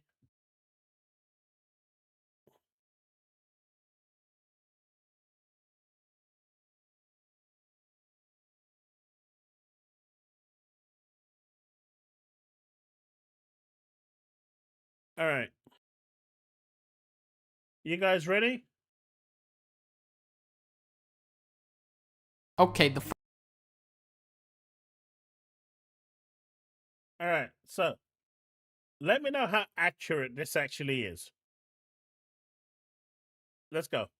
Okay, the first game in the storyline is Kingdom Hearts X, which was a free-to-play web browser game that came out 11 years after the first game, but then it shut down in 2016. Your quest is to go around collecting Lux particles until you are powerful enough to fight Lord Darkball. Meanwhile, in a dream sequence, you are introduced to the Master, who is a character that doesn't matter. The Master entrusts his prize pupil Hoodmeister with a mysterious box and sends him into the desert. His other pupils, known as the Five Wise Men, then use the Book of Prophecies to go into the future and cast a magic spell in order to save the world from darkness. Soon afterwards, the Five Wise Men turn on each other because of a cat, plunging their armies into conflict and consequently ending the entire world. I take it you're talking about Kingdom Hearts. It's a browser game, so obviously it's going to be a little light on the story. Thankfully, they released a tie-in movie 4 years later on the Kingdom Hearts 2.8 collection called Kingdom Hearts X back cover, which explains everything. You need to pass down that Keyblade to your apprentice and then him to his, so that my eye can see the future.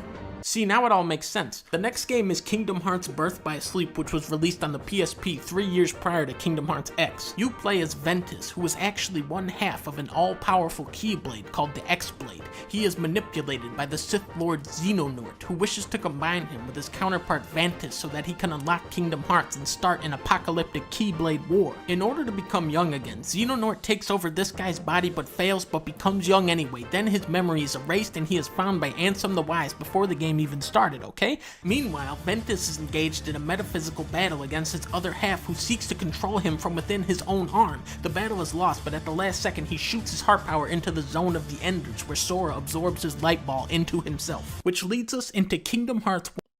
Anyone confused yet? Is anyone actually confused yet? And at the moment, everything he's saying is chronologically part of the story.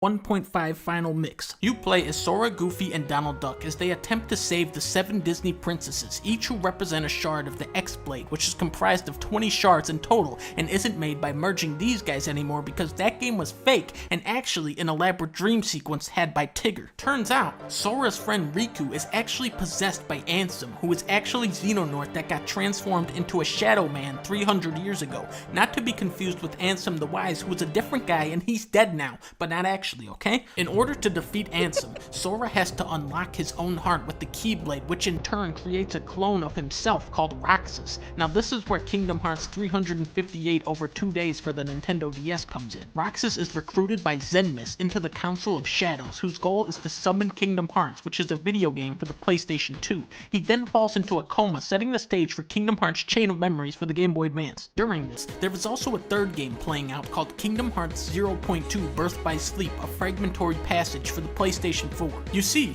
there are now 5 different versions of the main character Sora, the 4th being an imperfect replica of the 3rd version Roxas, and the 5th, Data Sora, who was created by Mickey Mouse in a phone game called Kingdom Hearts Coded.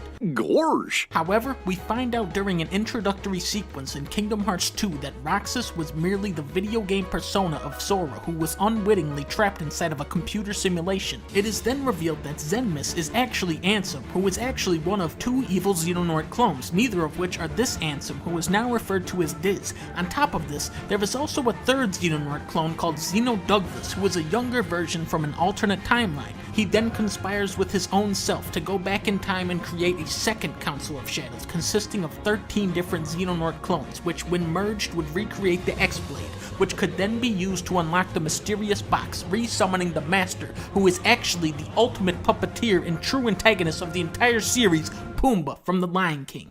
You see, turns out, Eeyore.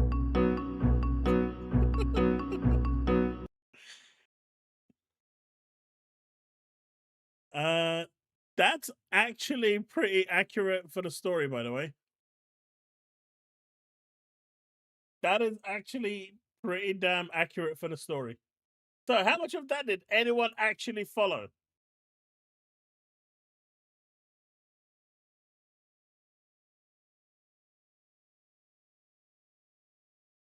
No, he pretty much explained the whole story of the games. The only one that was missing from there was Kingdom Hearts 3, because this is an old video. Black Knight, how accurate was that?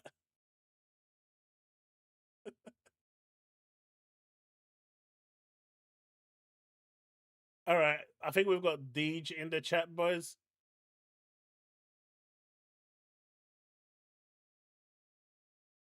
Yeah, That's why when you play a Kingdom Hearts game, you just play it for the individual story, and that's it. Don't try to connect everything.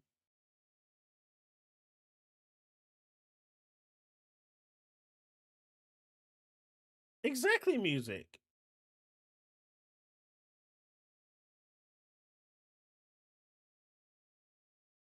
Rachel trying to give on it.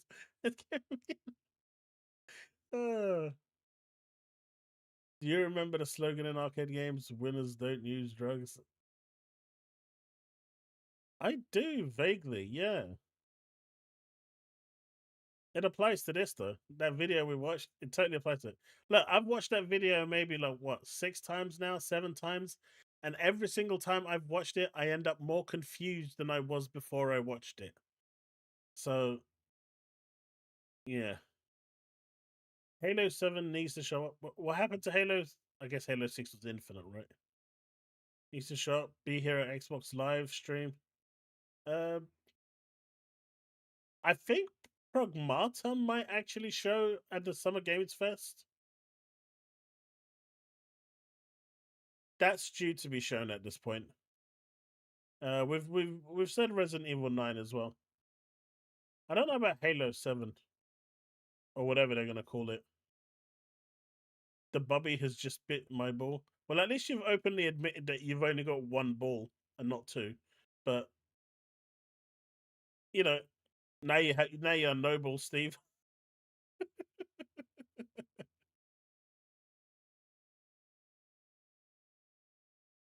Kingdom Hearts, mate. Okay, they like saying that.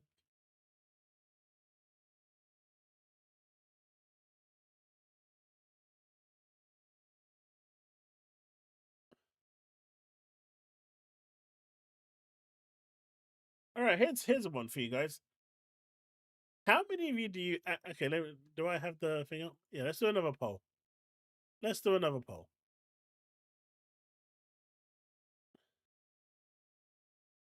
That's not what I wanted. I said a poll.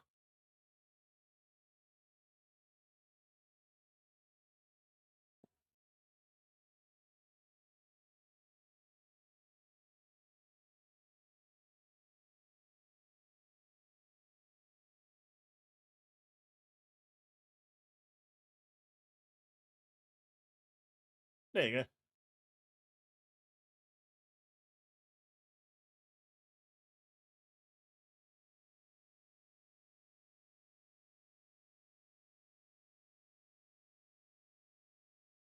It's quite divided.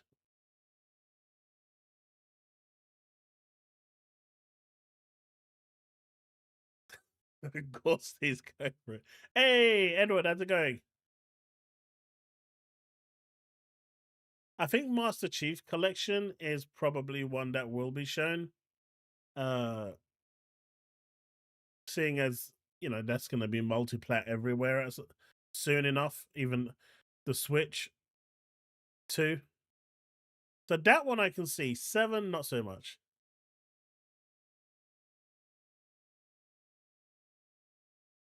Regardless of crossplay, Black Knight, Sony has a policy that on their version of the games, you have to be able to exclude all other platforms via an in-game toggle.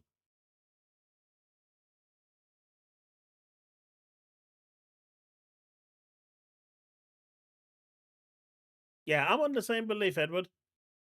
I'm on the same belief.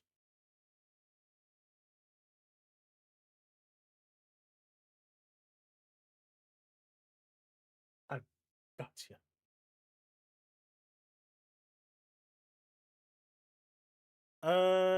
No, they just have a general hatred with playing against other people, Gorsty. I don't know what it is, but they just have this. They do have this mass hatred in playing with others.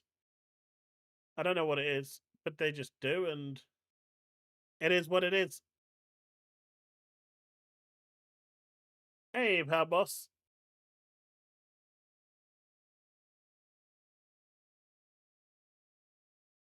But man, did you guys see this?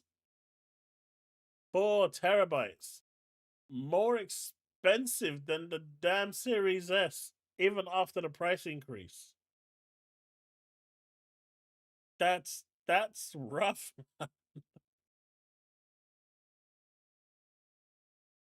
How's it going, Pablos?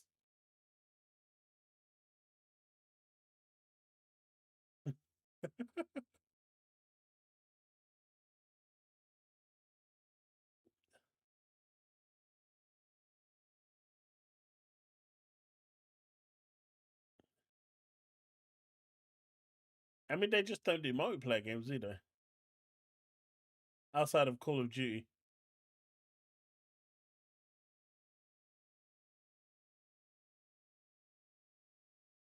They should double it. But come on, man, this is just ridiculous. Instead of finding ways to make these things more accessible and cheaper, they're just gouging people at this point. It's so wrong.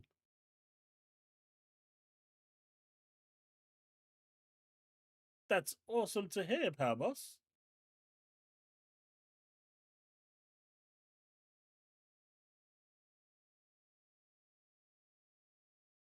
Here's a fun fact. These cards have almost never gone on sale in the UK.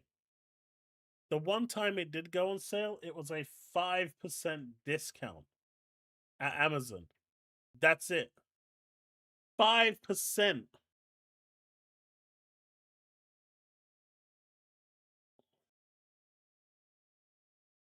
They did have a thing where you could get the cards themselves and put your own SSDs in there and get it to work that way.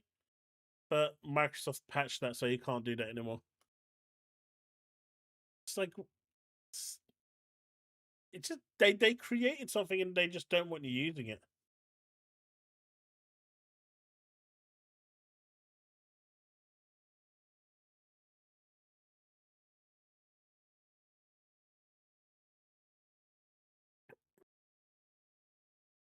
Nevertheless, Steve, I'm just gonna go buy.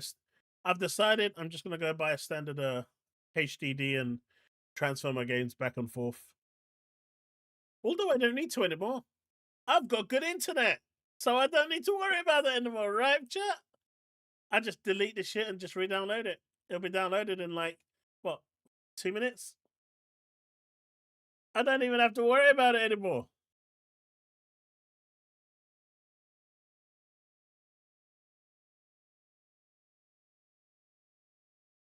I don't need to. Just transfer. But I was just thinking about it. I don't even need to do that anymore. Just download them. It takes seconds.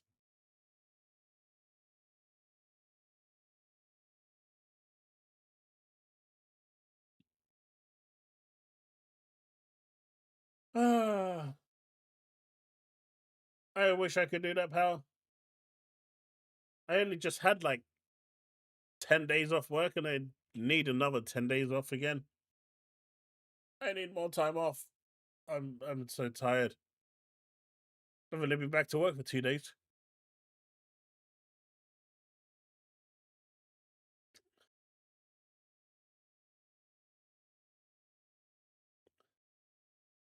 Yeah, you know, 4 terabytes at $500, that's crazy.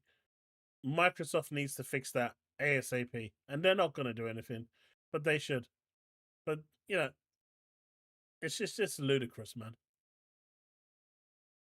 I don't know if anyone has played the Chronicles of Riddick Escape from Butcher Bay. Really good game. But apparently they've added a patch to support higher resolution. I'm assuming this is for PC. There's no real images or anything. But if anyone's interested in playing it, they've done the same for Dark Athena as well, which is the remastered version that has both games. It's worth checking out. These are really good games. The problem is, Woodpit, even the 2 terabyte one is too expensive.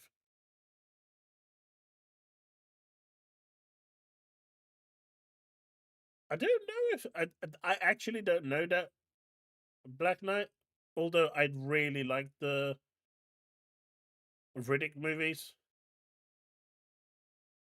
They're one of my favorite. Really, really good films. That moment when he turns around to the priest and starts laughing and asks him, "Where's your god now?" Priceless. Priceless. That scene was just chef's kiss.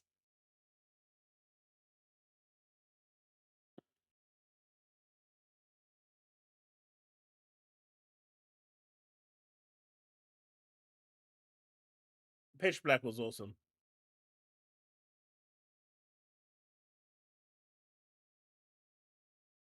I have to admit, the last Riddick film they made was average, but it was Riddick, so I enjoyed it.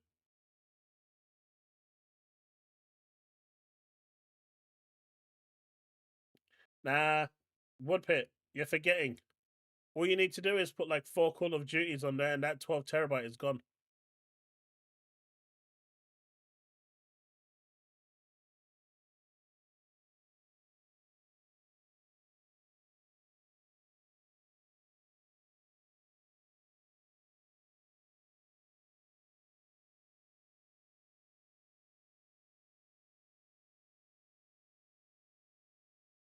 And a franchise to cameo in a really? How is Riddick gonna cameo in Fast and Furious? That doesn't even make sense.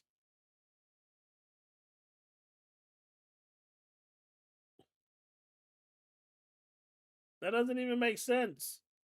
Although, for those wondering, the games are actually canon to the story. So they do actually take part in the story canon world.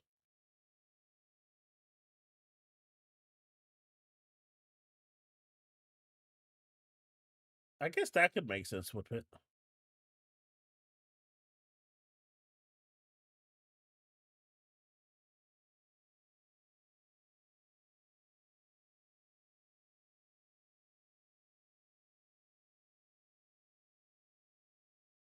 You think? Hey, look, they have infinite gear shifts. Hey, never say how's it going? They have infinite gear shifts. What else needs to make sense?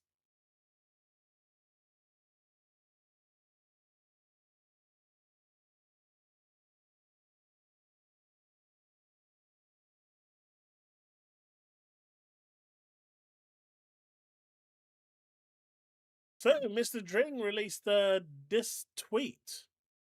Apparently, some internet people are mad that the Switch 2 requires a day one patch to work. Now, apparently, this is actually misinformation. Based on what I've been told, it's not that it requires the Switch 2 to work; it requires the backwards compatibility to work. The backwards compatibility doesn't work out the box. It needs a day one patch in order for the backwards compatibility. The games actually work, just not the back compat. That's what I've heard. Which means they need the internet. Sure, 100% of Switch 2 buyers have access to the internet, but that's beside the point. Meanwhile, during the Xbox One launch, unless you were in a submarine somewhere completely off grid, everyone had 100% access to the internet. So why is it not a problem now, but it was a problem then?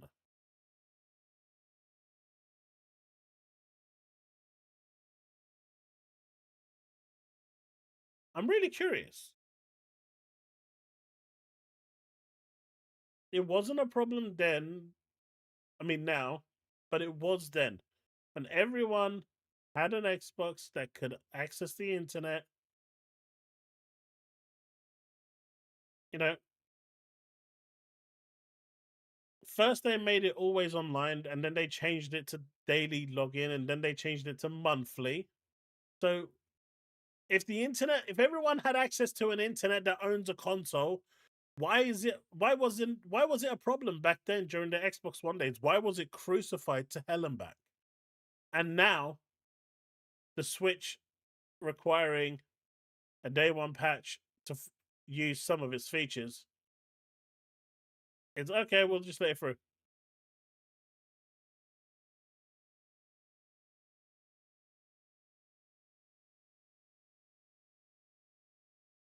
Well, you can't use all the your Switch 2 can't be used fully if you don't have internet access. That's not misinformation. That's a fact.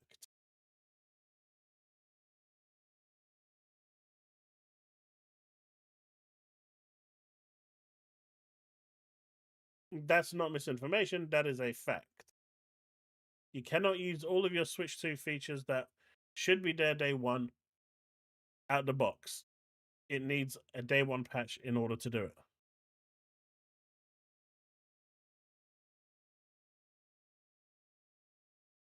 It's just weird how even, you know, PlayStation fans are jumping out and saying that it is not the same. I agree, Steve. I 100% agree. Give me your bank details and I will definitely give them more money. 100%. Without a shadow of doubt. I will drain every buck you've got.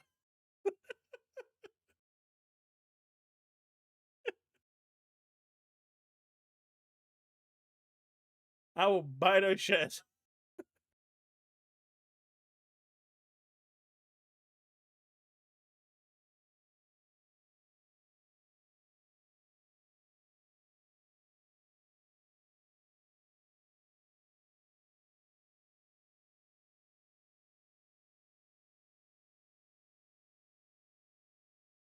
Microsoft was just as Edward says, Microsoft was ahead of its time.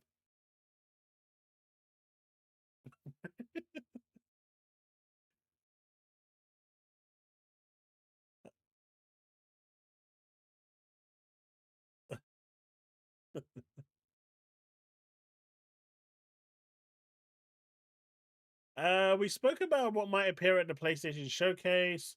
We've briefly discussed what we think might be at the Xbox and Summer Games Fest.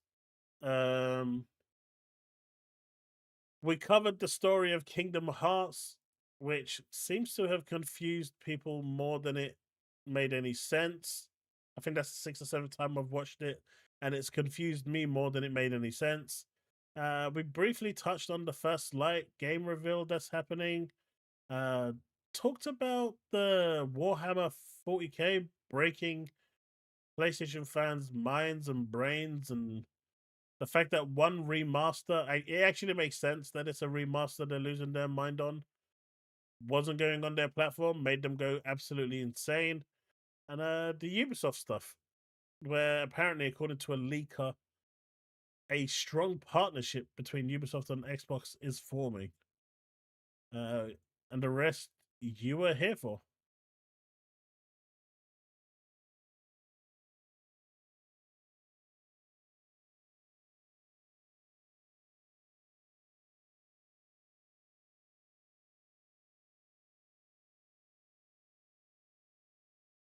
I don't care if it's included in newer Switches.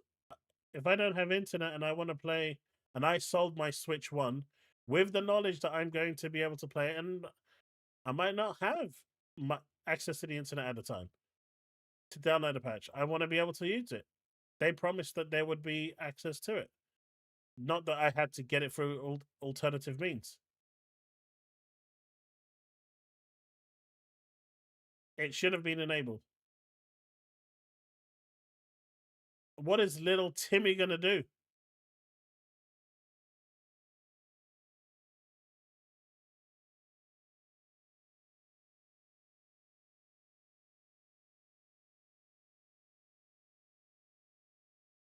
Covenant were bad for games?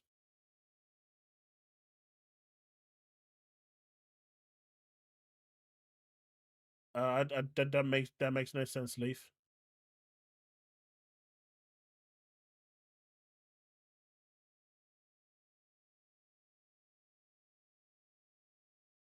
That would have actually been a much better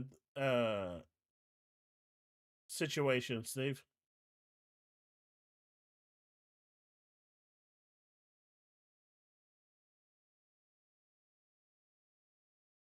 Are you still trying to get top spot? Let's see. Does this leaderboard ever update?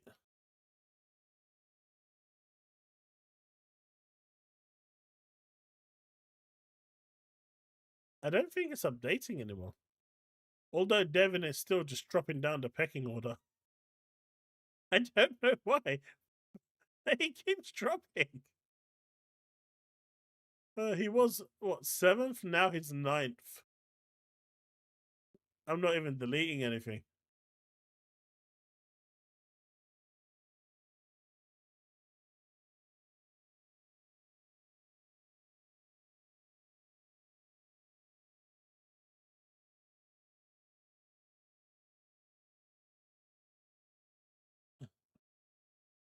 But yeah, for the PlayStation Showcase tomorrow, I know I'm over at Twitch tomorrow playing some Woowa. But yeah, keep an eye out for a post on X or a notification on blah, blah, blah, blah, blah, blah, Discord for a placeholder if I am deciding to do it over here on YouTube.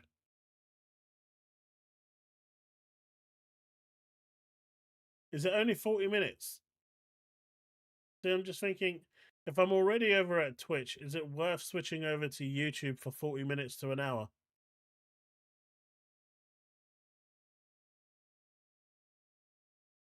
100% Power Boss. I think it is. For the time being. At least until Baby Steps on Knack 3 gets in that. Baby Steps on Knack 3 come out. You know, once Knack 3 gets announced, that's already gonna be up there. I think we are going to see a lot of PC ports. Gran Turismo, Demon Souls, Astrobot. Wait, is it 11 p.m. UK time tomorrow?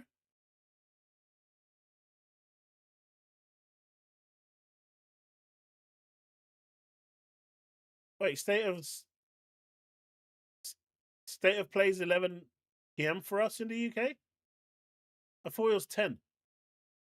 I really do not like this daylight saving. Look, I've been in this country my whole life, and I'm never gonna get used to daylight savings time. It's just something I'm never gonna do.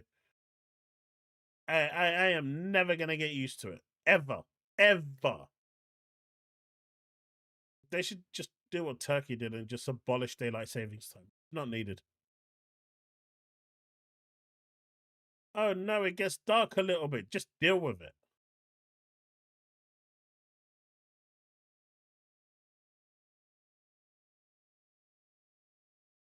Wait, is it 10 p.m. or 11 p.m.? Come on, guys. You don't do this to me. I don't want to turn up tomorrow and I'm there an hour late. For all the manipulation I did today to not be late, I wasn't late. But being an hour late is going to be stupid. So it's 10 p.m. UK time. Okay.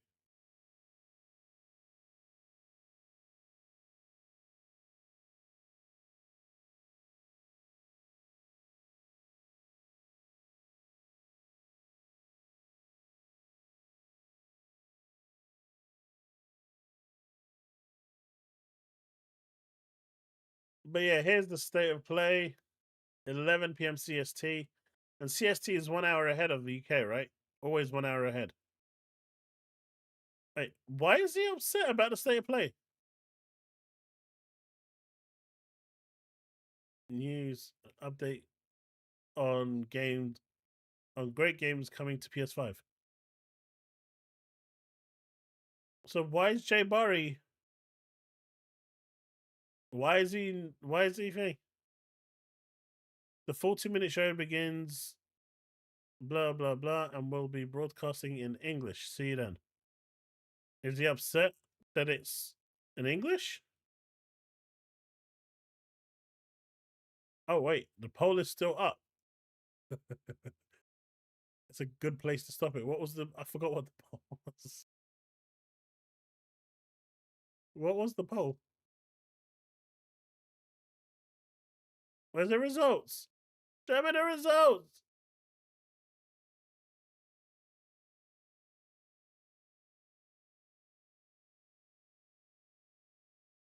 Hey, X crew, appreciate you hanging out. There you go.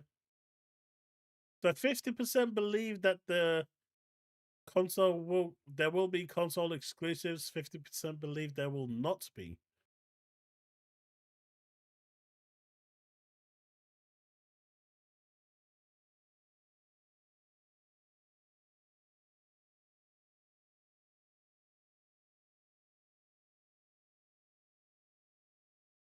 Well, apparently, whatever it is he's sending me, I'm to open it live on stream.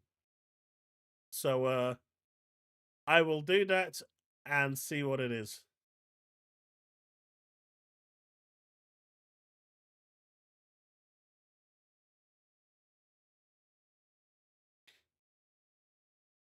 One day when he sends it.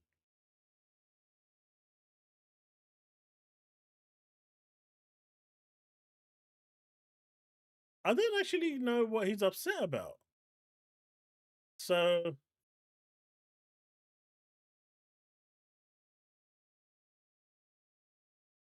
yeah, he's single. You can tell he's single from a mile away. Resident Evil 9. Hides of Annihilation would be good to see. No remasters, okay.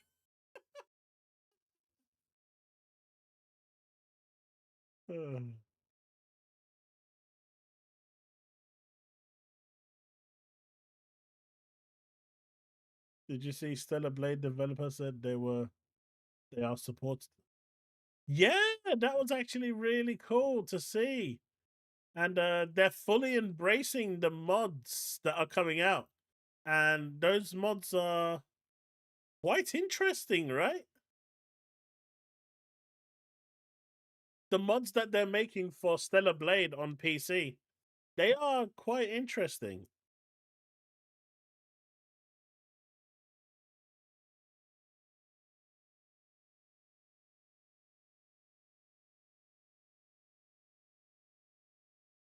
In this one or the Stellar Blade replies? It's been a mixed bag. Some people are saying like, don't do it, don't allow mods and all this and all that, take the game off PC and all that. They're crazy, man. Look, the thing is, right? When you've got the skin suit, I don't see why you need to mod it. Like the next level below that is just the nude mod, and they've already got 2 of those out already from what I've seen on X. So, like, why? It's one of those ones where you question, what else can they possibly do?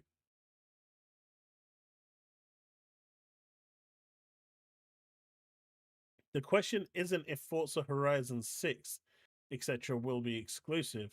They won't. But if PlayStation will get them day and date alongside Xbox or a year later. Edward, that's a good point, right? That's a good point. I think that's a valid question. Now, as you know, for Xbox fans, I think they're pretty much going to be, if it's timed exclusive, they will be happy because they'll get to play it first. And it will make them feel more valued as a customer. But from a business perspective, for me, it just doesn't make sense for Microsoft to do it staggered. From a business perspective, a game will always lose sales if it releases staggered. It will. Look, there's that bullet hell game that got delayed on Xbox, and there's no release date. So I bought it on Steam. I'm not gonna rebuy it on Xbox. I'm just not, because I've already bought it on there. It's just that simple. If a game comes out before earlier on platform, and Microsoft knows this, you know, they're the king of data. So from a business perspective, it just doesn't make sense to release them staggered unless they absolutely have to. Like Ninja Theory can't make 2 versions of the game at once. They don't have a big enough studio to do it. So that makes sense. But if you're looking at something like id Software, right, or Blizzard, they've got the capacity to build the games simultaneously. So I suspect those will be day and date. And with Forza Horizon 6, I think the studio is big enough now, especially with the fact that they've now offshored, you know, outsourced Forza Horizon 5. As long as they're working in tandem with the team for the PlayStation version, I can see that being day and date as well. If as a business, it just makes sense. Look, Steve is just jealous. That's all.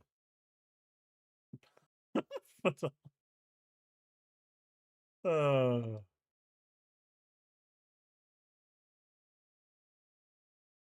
I don't think it's late, Banisher. I actually think Sony rushed this. Just my assumption here. With Nintendo coming out on Friday, you've got the Summer Games Fest on Friday, you've got the Xbox Showcase on Sunday. Sony had to show something. I think this was forced out more than anything else. They just didn't want to seem. And at the moment, Sony's, in my opinion, is at the weakest they've ever been in terms of just delivery.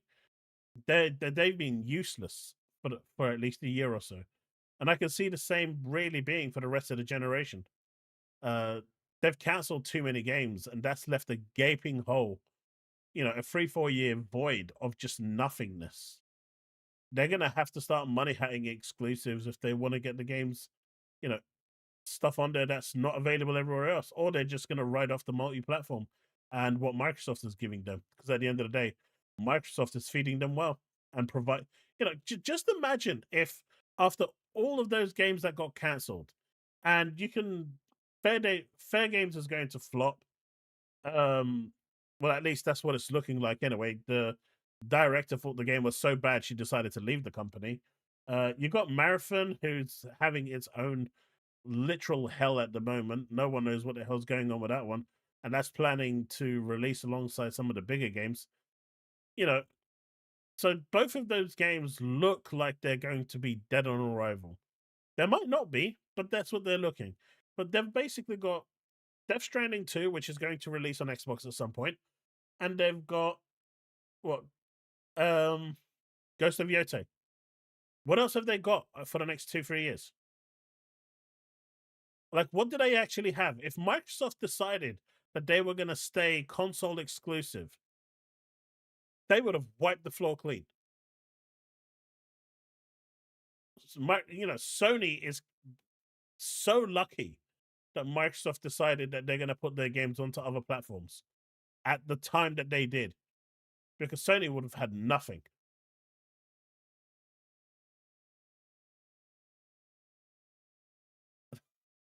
Baby steps.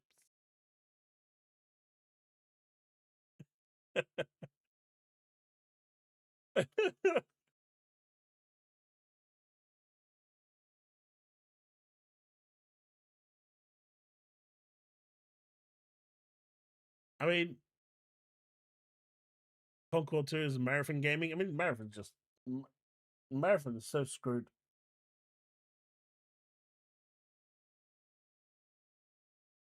It's just going to be a third party console, yeah.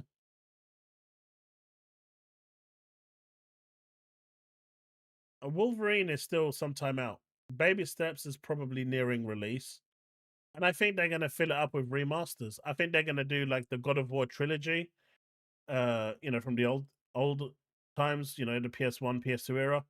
They're going to re-release those in HD remastered versions, so you can replay those, and everyone's going to lose their mind for 2 days about the God of War remasters, and no one's going to care after that again. And I think they're just going to go down that route because it's really difficult.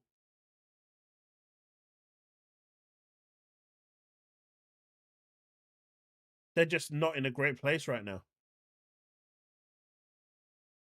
And, you know, porting their games over to PC in this void makes perfect sense, especially like games like Gran Turismo, Demon Souls, Astrobot. I think those are the 3 games left that they haven't pushed over yet.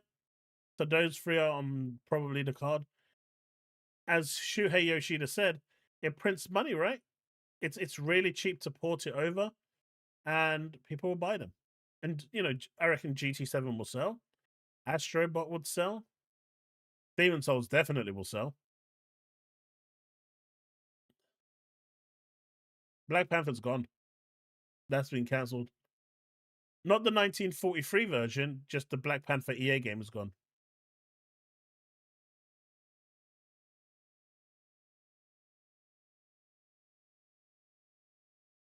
Reek, let me ask you this question, right?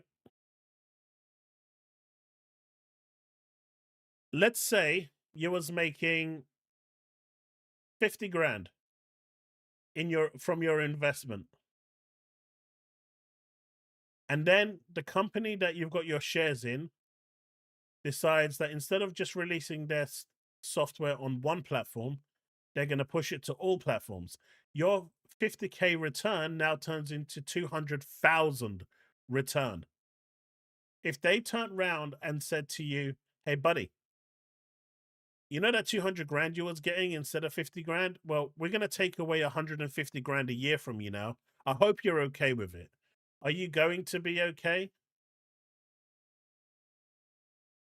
Are you going to be okay with that? I think the answer is no. And this is why I said the moment they open Pandora's box, there's no closing it. The best that they can do is timed exclusivity. That's it. They can do timed exclusivity, but business-wise, that doesn't make sense. But if they care for the for the Xbox fan base, they would do that. I just don't think they care enough for the Xbox fan base. I think the way they're looking at it is you are getting the games day one as part of your subscription, and all you're paying is your subscription up front or your yearly up front, and you're getting all of these games year long round. That should be sufficient for you. And I genuinely believe that's how Microsoft sees the Xbox customers right now. Which, you know, is somewhat fair. But once they opened that box, it was over. There was no going back from that.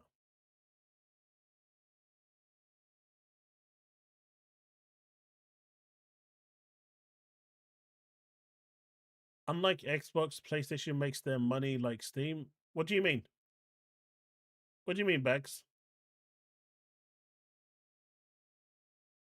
Oh, Rick, they are making more profit now than they were before. You are, as an investor, you are making more money. As a company, they are making more money. Porting is not expensive. There's a cost to it, but it's nowhere near as expensive as making a game.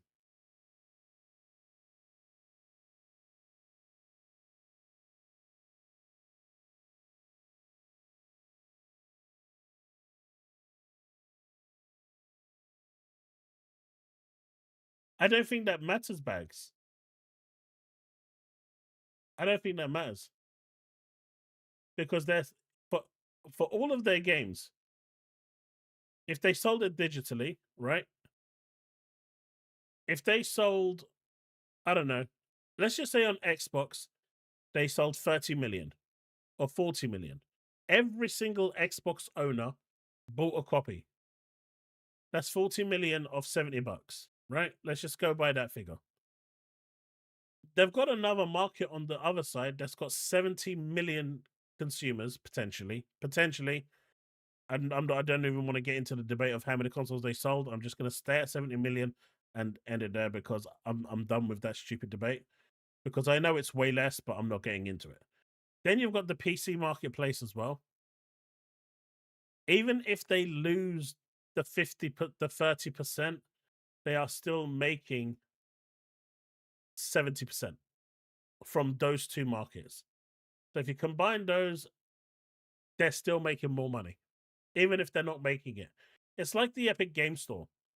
The Epic Game Store tells indie developers that they don't need to pay for anything for up to 1 million in sales.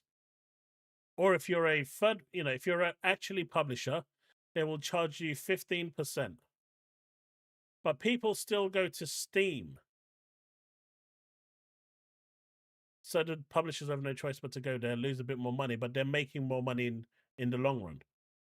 Overall, they make more money. So they're not losing money. Well, they're losing a little bit, but they're making more. Net total, they are making more. It's weird, but they are making more money. How many games does PlayStation have? What do you mean, how many games does PlayStation have?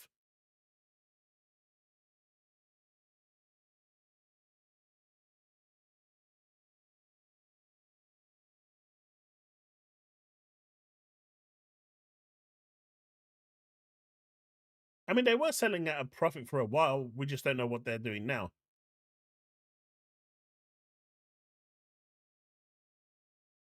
That's the thing as well.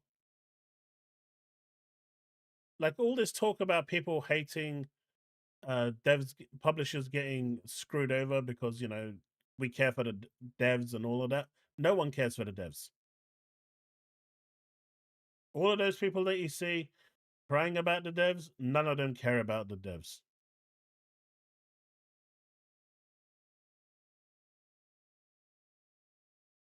So when they release the next Xbox and you're going to have Steam on there and you're going to have Epic on there and whatnot, for every game that is sold as third party that is on the Xbox platform, on the console, sorry, via Steam or something else, Microsoft will take a nominal share from that.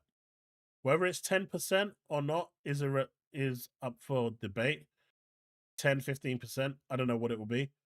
But they will take a slice of the pie because at the end of the day, even if they only sold 40 million Xbox Primes, as far as Steam's concerned, that is 40 million consumers that they now have access to. And even if it is only bringing them 10% of the pot at every sale, it doesn't matter. That's 10% more money that they are getting now than they would before, but for doing absolutely nothing. I suspect Steam will take more like 20% as opposed to Microsoft's 10%, or if they go 50-50, 50-50, 15-15. But I don't see Steam taking any less than 15. I don't see them taking any more than 20. But they'll be taking that 15-20% for doing absolutely nothing. Just getting that working on a Windows Store, on the Xbox console. I don't really see anything for it. Unless, of course, the next console is literally a PC. If it's literally a PC, then it doesn't really matter. That changes the whole entire ball game. And then everything we're discussing just is irrelevant.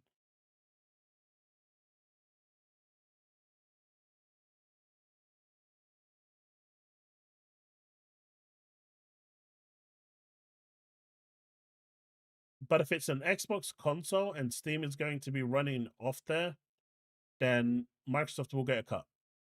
They're just not going to give it away for free. As you say, they're not going to get the full cost of it because it's not on their store. But people will still choose to buy it.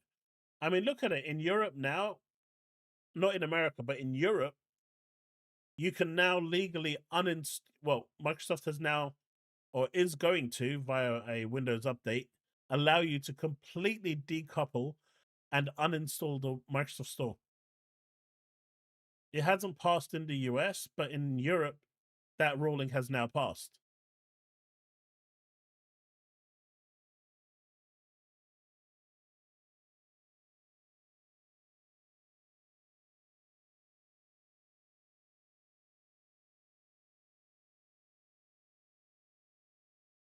Yeah, I saw your tweet about him blocking you. Like, apparently Nib tried to call Formula One racers zealots, and they absolutely destroyed him. And so he deleted every single tweet.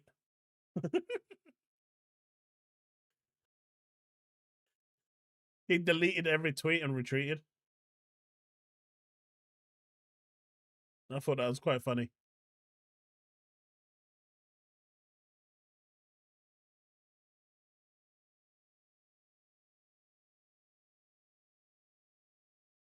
But hey, Shift Up is working on a new game called Project Spirits. If anyone's seen it.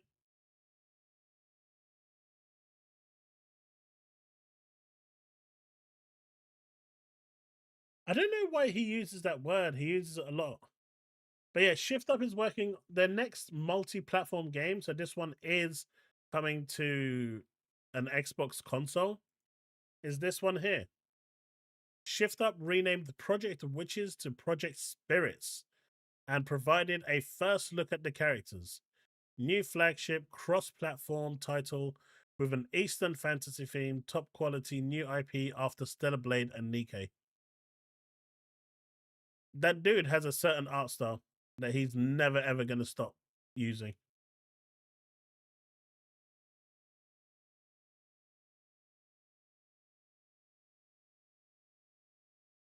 And this is why I say you don't really need mods, because when it comes to, I forgot the guy's name now. He just doesn't care. Man literally doesn't care. He literally doesn't care.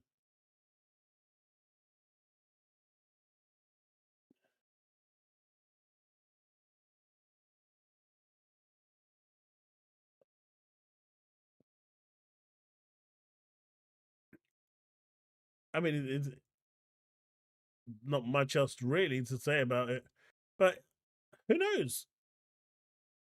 There's been talk about Stellar Blade potentially coming to Xbox. I've heard the rumors about those. I don't think it's likely because Sony funded that game, so that would be interesting.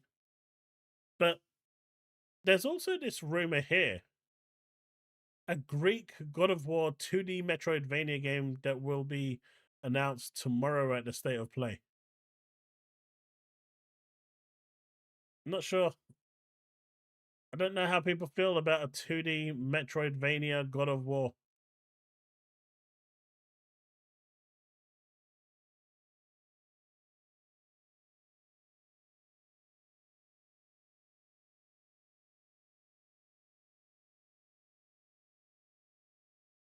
Oh man.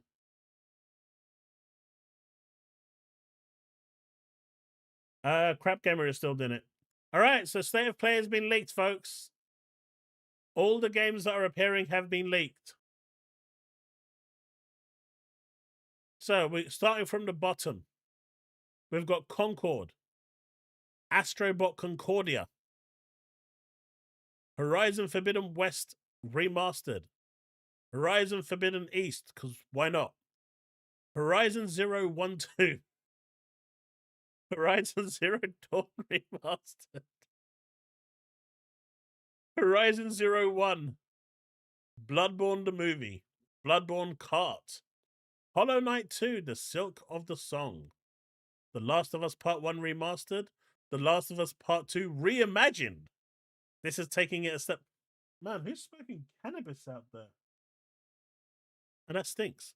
Marvel's Spider-Man 3, Marvel's Wolverine. Sorry, I need to close that window. That stinks real bad.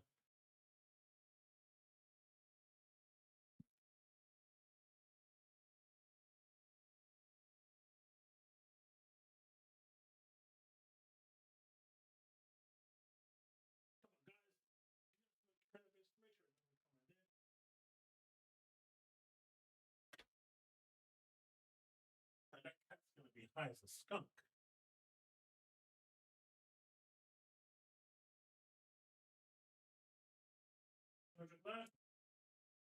Is it on in here? Taking it long? How long?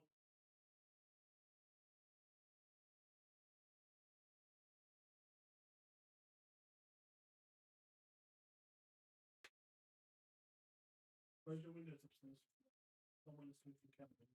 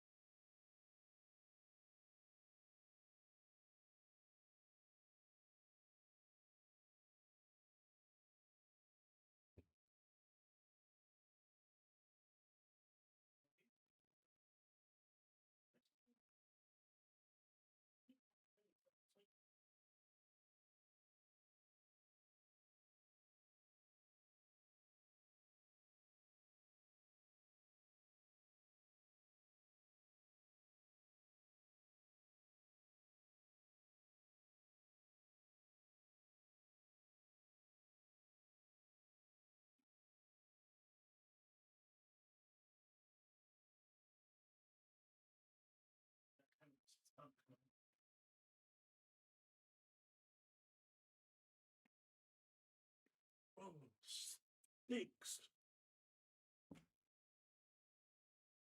Yeah, it's fine. All right, I'm back.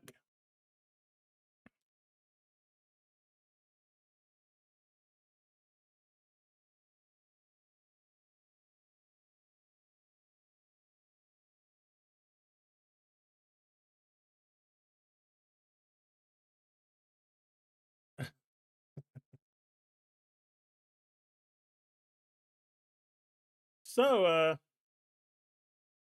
what do you think of the PlayStation State of Play?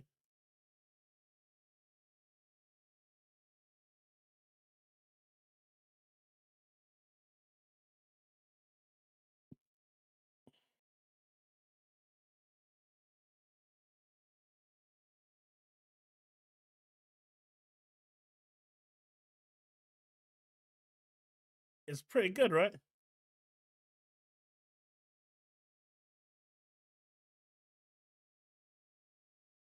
But honestly, I think, this week is going to be a good week. Do you guys want me to try and, if I've got time to make the switch over to stream over on YouTube when it comes to the PlayStation Showcase, or do you guys want to come over to Twitch? Steve will never be banned. He's a moderator. The guy tried to ban me, for God's sake. Yeah, that doesn't help. Gaming. I gave you 2 solutions. Oh, that's actually a good point. I could activate it to stream on both, can't I?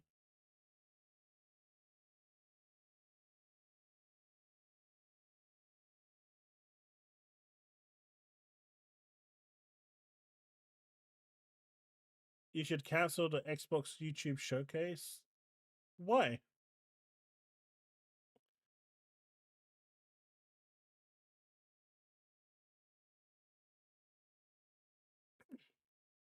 I'll need to see if I can dual stream it. I'll try and dual stream it. Because I'm doing that right now with X. So I can see if I can add it on there and then just click activate and it will be on there. But Steve, why do you say that? Because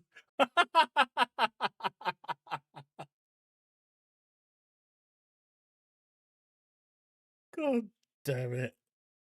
That was me thinking there's some like kind of, intricate reason to this and there's like a really solid thing. Nah, it's just to piss off Devin.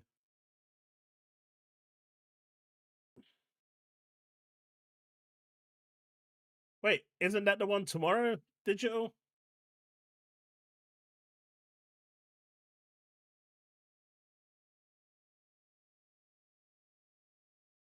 So I'm using OBS's plugin, Powerboss.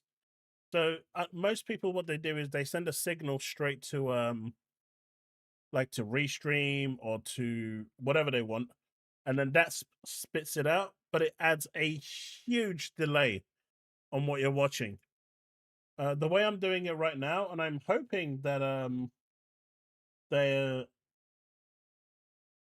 what is it? The X community that's watching me right now, they're actually getting it real time as well. So what you guys are seeing and what X is seeing is basically happening real time, because I'm based now that my upload and download is good, I can actually outstream to multiple streams at the same time using OBS and have the control myself. And setting up the X one was actually quite easy overall. So I'll see if I can do that for YouTube as well tomorrow. And that's actually a good shout.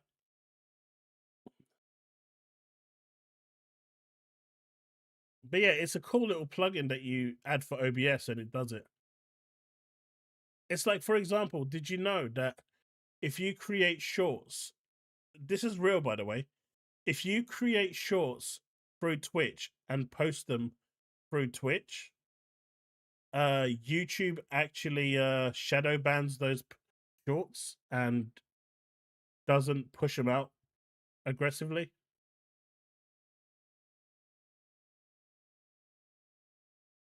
It's crazy. So going through like other services like that, they don't like it.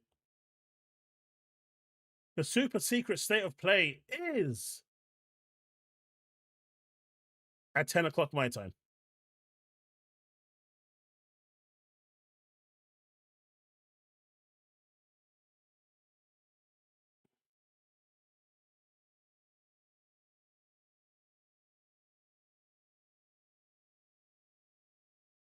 But yeah, the God of War thing was actually a Metroidvania God of War.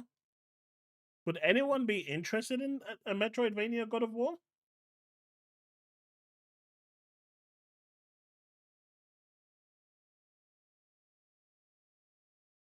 Is that something some people would be interested in?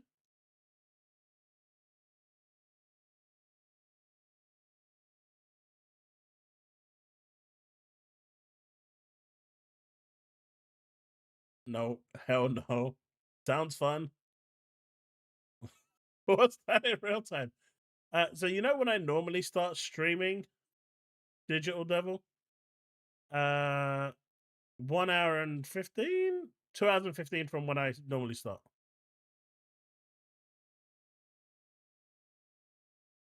GTA 6 ain't gonna be there tomorrow.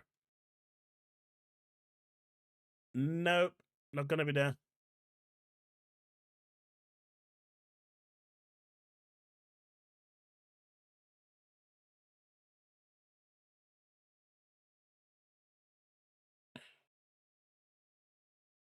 Apparently, according to Steam, no one uses AMD's cards at all.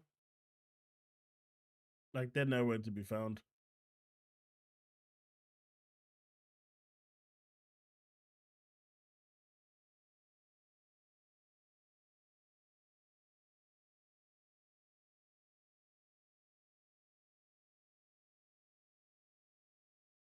How many people here enjoyed Ragnarok? I need to finish it.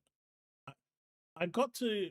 I can't even remember where I got to. It was like some.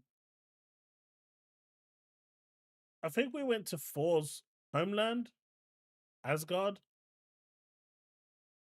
Is that a thing? I mean, it's been such a long time. Like when you land, you're in this like green area, and to your left, there's a massive open. There's a massive lake. I just didn't enjoy it. And then they had all that bit with Atreus and they involved him more. And it's just I didn't mind the more God of War, but the pacing was so off. And the Atreus parts, it's almost like Breaking Bad. The first 3 seasons were total shit. It was just, the kid telling his dad how much he hated him and being a complete and utter wank. And that's how I saw Atreus, and they were just pushing it too hard. Atreus actually made the game worse.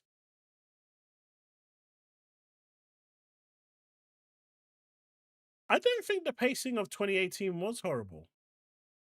The pacing of 2018, if you played through the story, was fine. I mean, there wasn't much story for the first game anyway. It was literally, hey, you've got a bunch of ashes, take it to the top of the mountain. That was your story. It was more the journey with the first game. The second game, they tried to add a story to it, a little bit more compelling, but the pacing is all over the place. Like when you speak to oh, I forgot her name. Like every scene she's in, it's just dragged on and on and on. It's like, and it just doesn't need it. I don't know.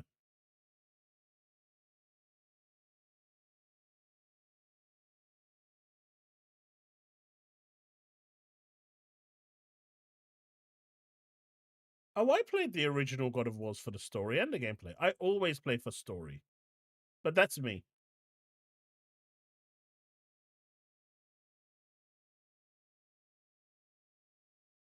That's me. I always played it for the story.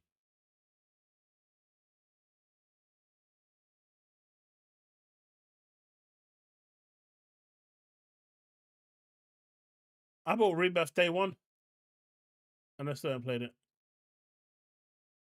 Well, I started it, didn't finish it. I predict Astrobot PC port.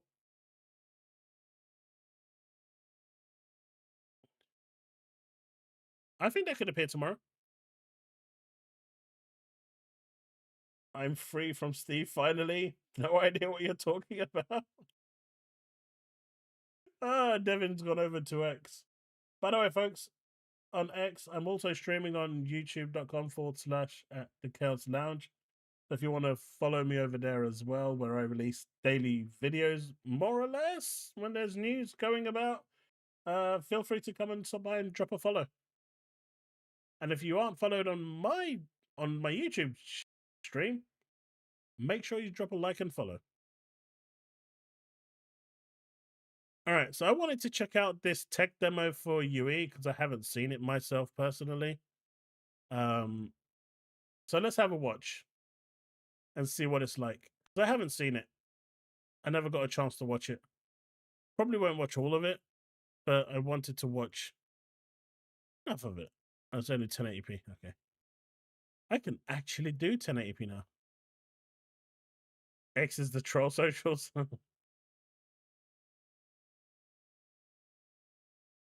We'll fix that soon, pal.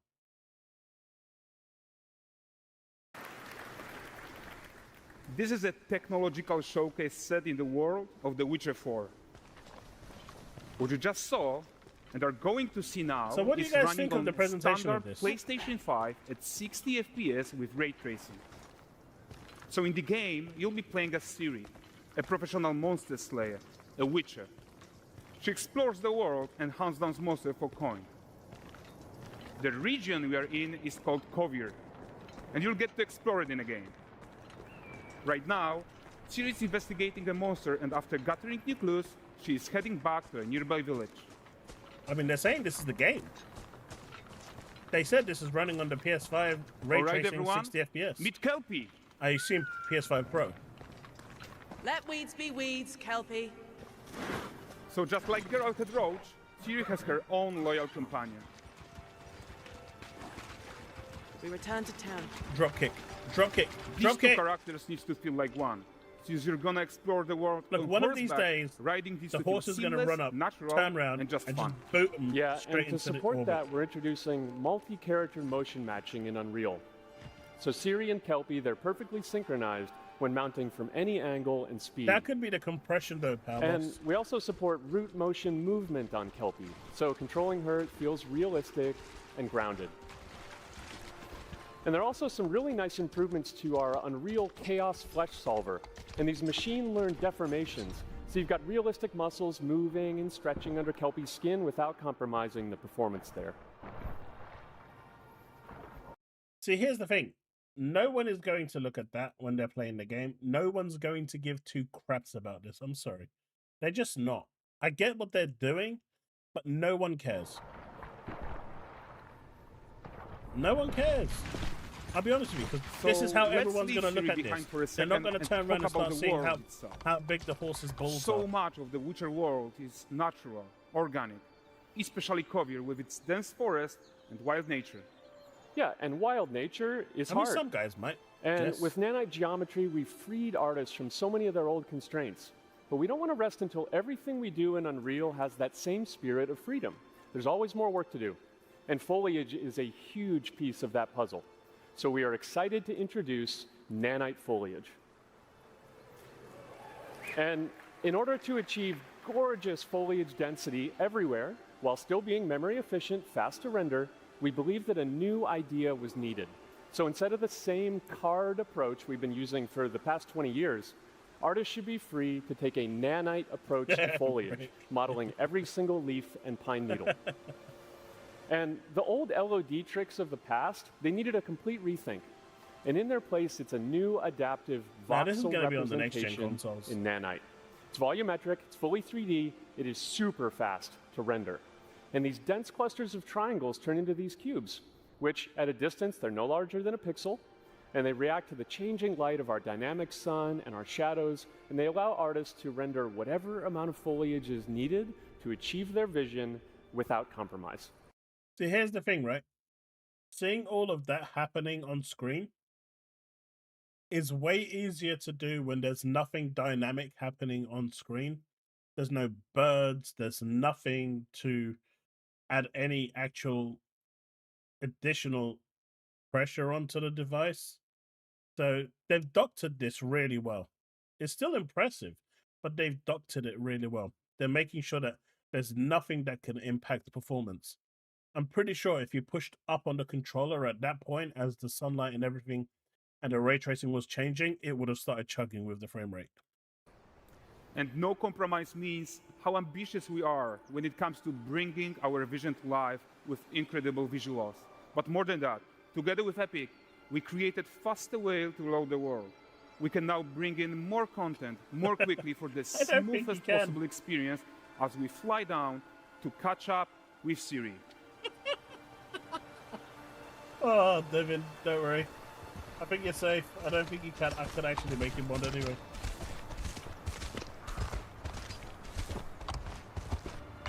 Welcome to Valdrest. So Valdrest is a port town, a hub for fishing, trade, and mining. It's one of those places where you can meet shady characters or overhear gossip from other lands. It's also... Here's the other thing, right? Does anyone else feel like there's diminishing returns now in terms of what we're getting graphically? You know, the graphical jumps that we got from like the 360, PS2 to the 360, 360, and, you know, PS3 to Xbox One and PS4, and even to some degrees, like from PS4 and Xbox One to the next-gen consoles. I mean, the diminishing returns, there's no way this is going to be released in this state on the PS5. It's going to be downgraded to hell. I don't see it. But I can see the PS6 maybe showing it a little bit and the Xbox Prime showing it a little bit better. It's going to look much nicer on, you know, a 6090 PC, but the returns are starting to become smaller and smaller, and it's just the details around that are starting to become more like more people around, more dynamic actions from the people, the world being a bit more alive, and I can appreciate that. But is that going to be worth £1,000 console increase? So where Siri took on her current contract. High-tech, let's leave Kelpie here and explore the marketplace and food. And the missus? I'm so excited we can finally show you some of this stuff. Let's see what Valdrest has to offer. Not her again.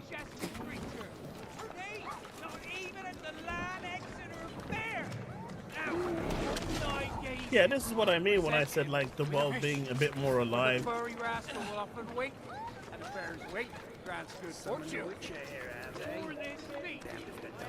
But what you need now is like some random encounters, like stuff that happen dynamically. Like if you barge past someone, for example, there's a chance that that person might be barged a little too hard and might turn around and start a conflict with you in the square.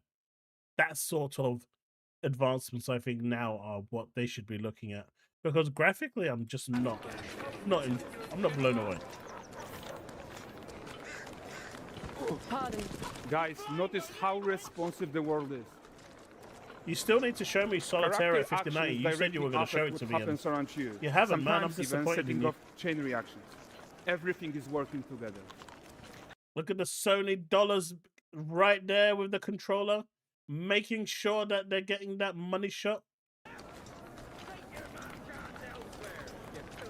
There was absolutely no reason to show that controller other than to show, Oh, look hey at guys, this poor just gentleman reminding that being this taught is how on to fly by PlayStation. an angry innkeeper. That's what happens when you cheat at Gwent. I get that power, but I'm saying that's, to me, that's the next step.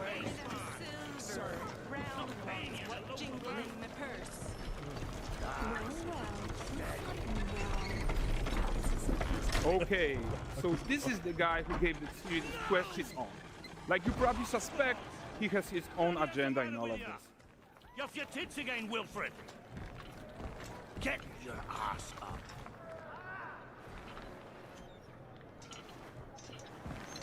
A typical day's toil. Who in? Ah, with Churess. What news of my wagons? No eternity is taking that damn salt to arrive. I found them. And, well, suffice to say, they'll not reach you. As for the salt, I found not one speck. I presume this comes as no surprise to you. Now. Kavir's smuggling trade is of no concern to me. Shush, shush, shush. The manticore that flattened your cart and devoured your men? Quite the opposite. Manticore? No, them winged hellspawn dwell in the arse end of Creighton, not here. While Siri decides what to do about that merchant, let's take a look at the character technology that powers this marketplace. Why don't we listen in on these fishmongers? They're selling their wares, chatting up customers. Morning, catch this is. Won't find none fresher. Reckon me lady's after one of them. Comes. Get this cleaned and gutted for you. You mind, dearest? Into seeing something more. Got mackerel But does the same NPC come back and buy it again? And there is again? tons of And tech again? at play here. Even in a simple market stall. Metahuman tools, improved Unreal smart objects, chaos cloth, and more. Yeah, and all of this exists to make sure that the gap in quality between Unreal Siri 5, and I think, NPCs Bags. is as small as possible. It is an and Unreal closing presentation. that gap, it's not just about fidelity, right, but also authenticity. They should react to changes in the world around them. But the prisoner in Pillory isn't exciting enough for Valdrest. Let's grab everyone's attention with a circus.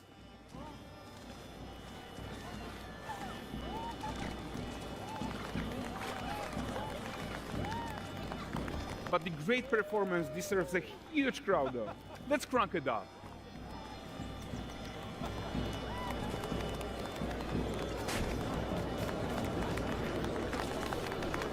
So you are seeing tons of optimizations here to many of Unreal systems, including an entirely new Unreal animation framework, allowing us to fit easily in our 60 FPS budget, not just in rendering, but also with room to spare on the game thread.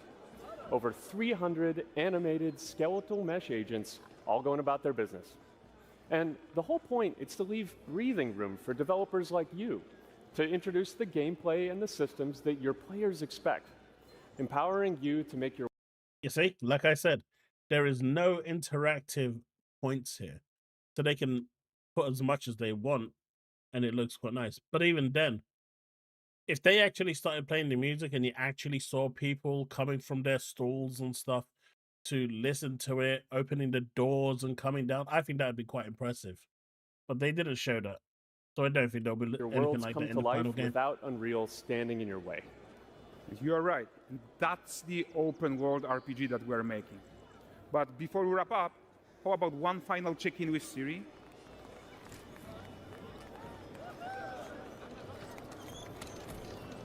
We are making this game to be the most immersive and ambitious open world Witcher game ever. And we are making this a reality thanks to our work on Unreal with the team at Epic. I think what we are doing together is going to bring in a new generation of open world RPGs, and I'm so proud of what we accomplished so far. We are too.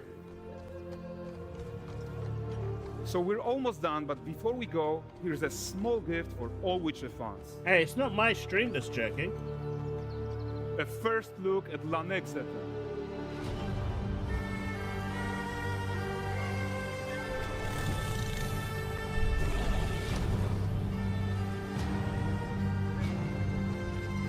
Onward, Kelpie.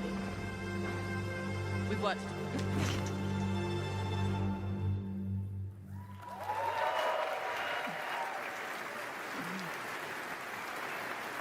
Thanks, guys. Seriously, it looks amazing. And we've also barely scratched the surface of what's coming in Unreal 5.6. So here's Julien to tell you even more. Thank you very much. Thank you so much.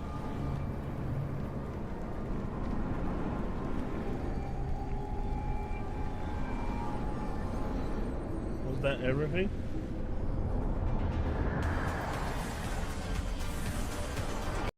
Anyone else want to see what's after this? I mean, that was kind of Witcher.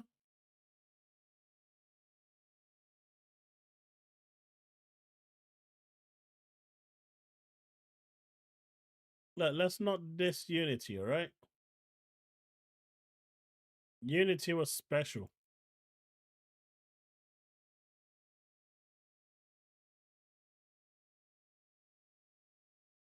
Was that yes, you want to continue watching, or no, you're kind of done with it?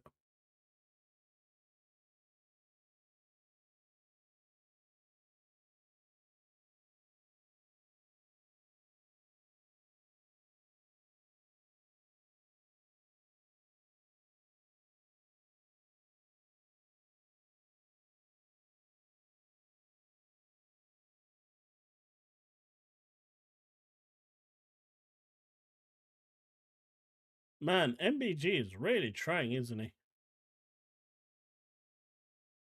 You're interested in watching it? All right, let's finish watching it. There's only 5 minutes left anyway.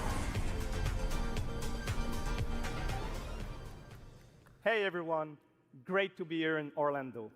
I spent a lot of time on this demo, so I'm happy to be the one to talk about what went into the 5.6 release. An open world like that was just the perfect content to focus on our main goal for the release, which was performance. We want the engine to scale to large and rich worlds. We want to preserve graphics quality. And of course, we want to deliver high frame rates that you and your players expect. So let's check it out, starting with rendering. If you all remember, when we released Nanite with UE5, it supported static geometry. Last year, we brought skinning to Nanite. I'll play it and after now, the specs. We're working on Nanite foliage. The only way to have a forest that looks as good as this one is to use 3D geometry for all parts of the trees, just like we do for everything else. However, this is a crazy amount of fine geometry, so we had to rethink how trees are created and displayed. To create them, we developed Nanite assemblies. These 28 little parts that you see are all that we use to build all the spruces from the forest. They are instanced thousands of times and used like building blocks to assemble trees in different ways. And as you probably noticed with the wind effect, they even support skeletal animation, which runs on the GPU. The trees look nice. Thanks to assembly, we greatly reduce the storage, the runtime memory, and the rendering cost. Then, to display an entire forest, the challenge was to preserve fidelity and performance from any distance. Let's check up close the level of detail we're talking about here. Lots of details. But this triangle representation is not the most efficient when far away, due to the amount of overlapping. And that's why we made an adaptive voxel representation. But in reality, you'll never see those voxels this close, since when we move the camera back, they're barely a pixel. Nanite foliage is almost done. We are moving it to the main line as we speak, and it will be available for everyone in 5.7. That looks lifelike. That looks really cool. Another thing I would like to share is that ray tracing and Lumen now run more than twice as fast, with no visual trade-off compared to when UE5 was released. And because of that, we can now hit 60 FPS on consoles.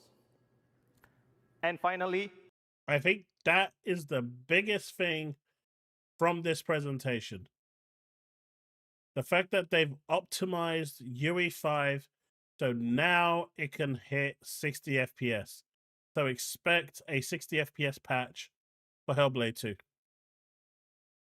We rewrote the rendering pipeline to run asynchronously so you can increase the richness of your scenes even more. Now let's talk about chaos physics.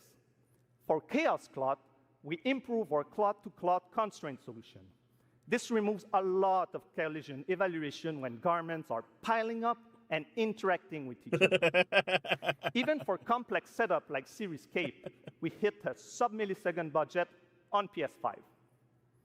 With Chaos Flesh, we introduce procedural muscle activations to make deformation and motion more natural. Your artist will still have control over tetrahedral simulation and train ML models that run fast in real time. We now support the baking of fluid surface data into lightweight assets to be played back at low cost. This is going to give you high fidelity water without the performance cost. Next, you're going to say you haven't played Mass Effect. For animation, we work on both performance and fidelity. Here, you can see how Siri and Kelpie match up in their interaction. Well, that works no matter the angle of approach. That's our Modes character motion matching solution. We also added motion matching in Sequencer to build stitch tracks. With them, you can seamlessly transition from gameplay to cinematic. Also, we now have a secondary layer of animation driven by physics in Control Rig. We used it in Kelpie's rig to drive the mane, the tail, and the saddlebags. And now, I'm happy to announce that all these features are already integrated into our new Unreal Animation framework, which we are releasing as experimental in 5.6. We built it with performance first in mind. Animation evaluation are now running in parallel off the game thread, which was our bottleneck. And for the other character systems that are just as costly, like movement, avoidance, state tree behaviors, we also move them to worker threads. This is really going to help you create scenes that are crowded and lively. Streaming has always been a big deal regarding performance. And the 3 biggest improvements we made are physics state creation, which now runs async, improved runtime PCG for ground scatter on GPU, and a new FastGeo plugin to stream static geometry. And just to take a different example, in City Sample, the streaming time was cut down by 90% while moving at high speed. We focus on a lot of areas for performance in 5.6, and mobile is no exception. We work on better defaults and scalability settings for mobile and minimize the default package size. I guess this is why Nikkei is getting better loading times. Hey, Brit. A UI refactor of the viewport toolbar and content browser, an on-device iteration workflow, and a mobile preview solution. Minimum 59 minimum. So there you go. Unreal Engine 5.6 is all about performance, and it's available today.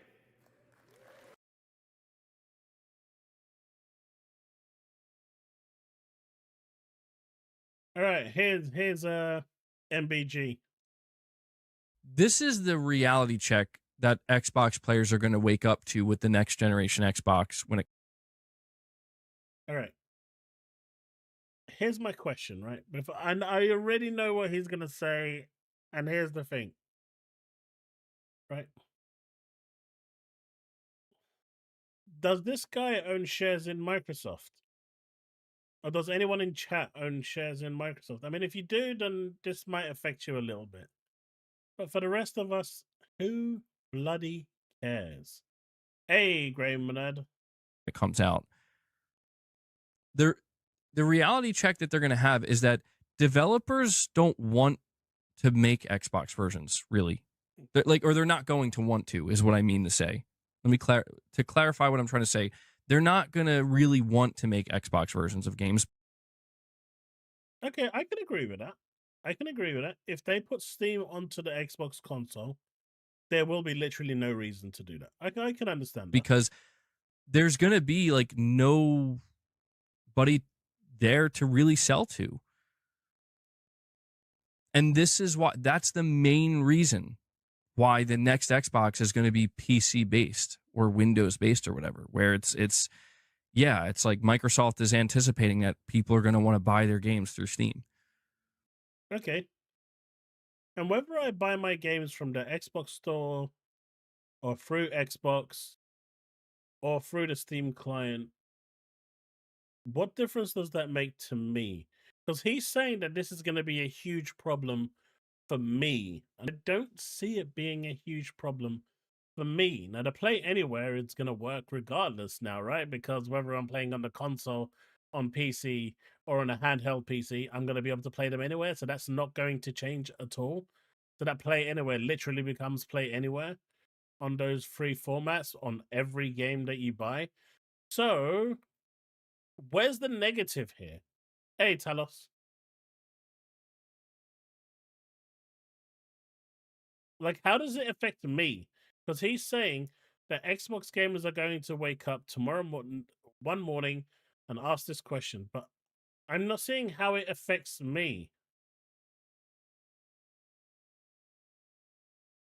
I'm an Xbox gamer. How does it affect me? Or how does it affect any of you? Because you'll still be able to buy your games. In fact, you'll be able to buy more games. So how is it affecting you?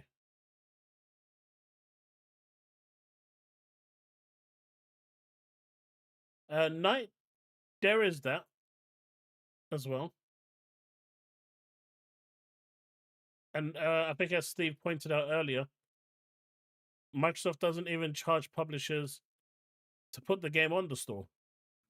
Because a developer's never going to pass on Steam.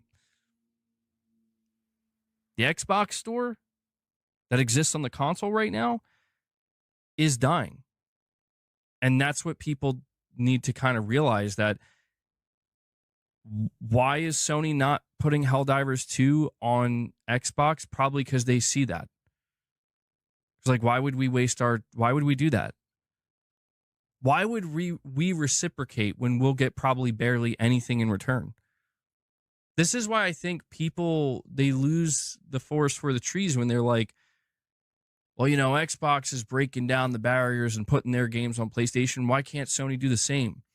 Why can't Sony see exclusivity is bad? And it's like, well, you're kind of missing the fact that Microsoft is putting time, effort, and resources into porting these games to PlayStation 5.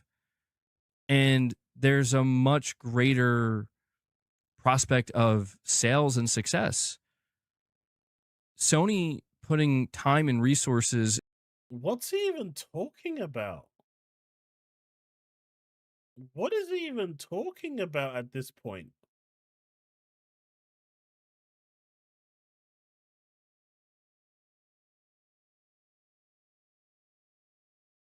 Exactly, Gorsty. I'm so confused. What is he even talking about?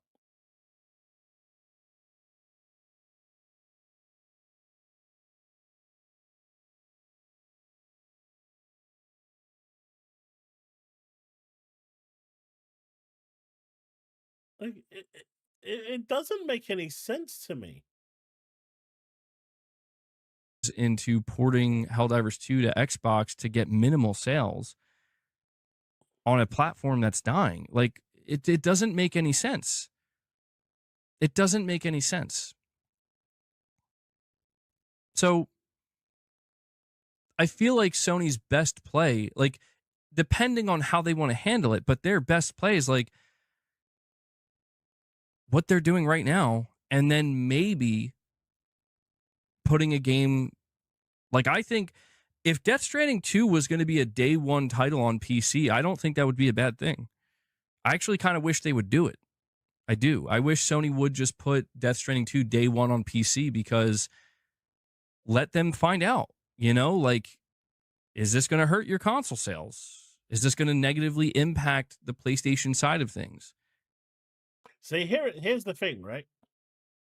Here's the thing. I actually agree with MBG on that one. They should have put Death Stranding day one on PC. And when they saw that they're making more money off PC than console, then all the games would have went on there, and then they'd start crying erroneously. Because all it takes is for them to really see one single player game release day and date to do really, really well on PC, and that will open the floodgates. That's all it's gonna take. If he thinks it's gonna hurt Sony, it is not. It's going to make them a hell of a lot more money. In a way that you thought it would. And maybe it will, maybe it won't. And if they find that it won't, you know, if they find that it won't, then it's like, okay, you're just giving Death Stranding the opportunity to sell more on a, you know, on a platform where you're going to make 70% rips. I don't get it. I don't.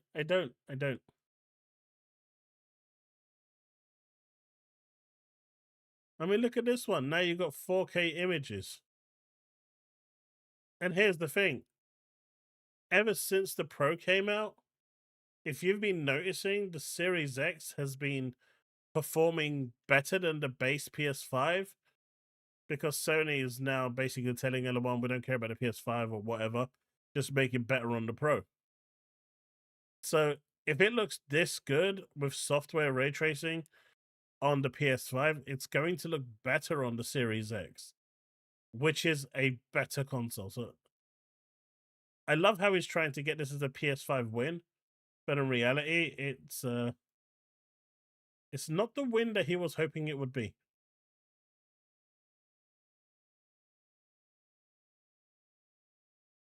Sony isn't making 70 from Death Stranding.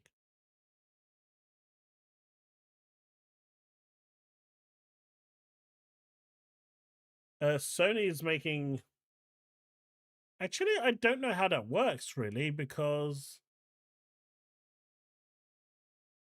Sony doesn't own the IP, so no, they'd be making 30%. They'd be making 30% off that, right? Not 70. Depends how much... I don't know how exclusives work, third-party exclusives, how much they get. I don't think they get the 70%. That doesn't make sense to me.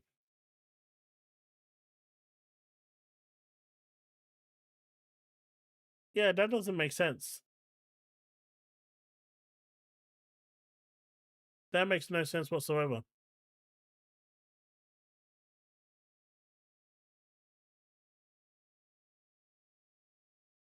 That actually makes no sense.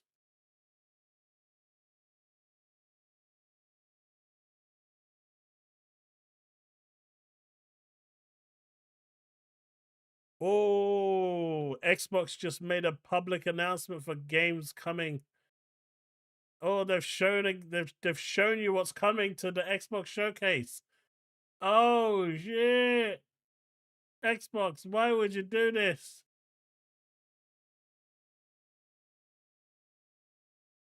Why? This is rough, man. Breaking news. Games to be shown at the Xbox Games Showcase. See? They've leaked that games will be shown. Right there. I'm showing it. Xbox UK has leaked.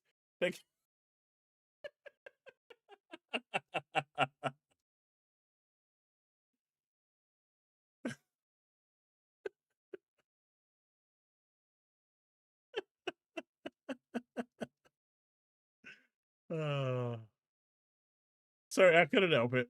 I couldn't help it. It was right there. It was right there. I had to.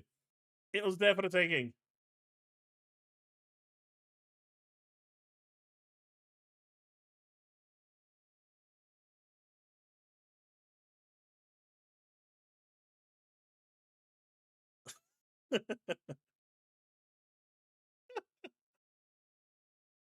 Oh. Oh, what the hell is this? Apparently, there's I'd never heard of this game before in my life. But Scar Lead Salvation will launch physically and digitally on Xbox Series X and S on September 2nd, 2025. Sign up to be notified when pre-orders go live. I don't know what this game is. But for you physical collectors out there, there you go. And a physical game.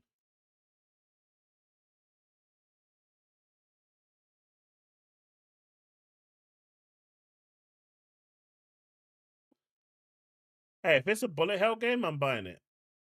I suck at those games, but I do like playing it.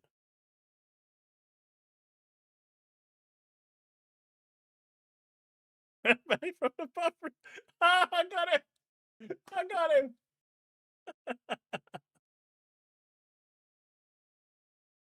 You want me to press play? Man wants me to press play. Wait, do I even have it open still? Oh no, do I even have it open? I have to find it. I have to find it. I have to find it.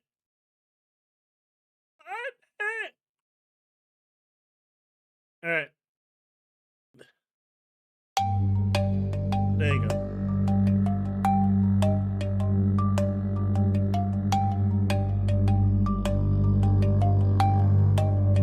The details are in the background.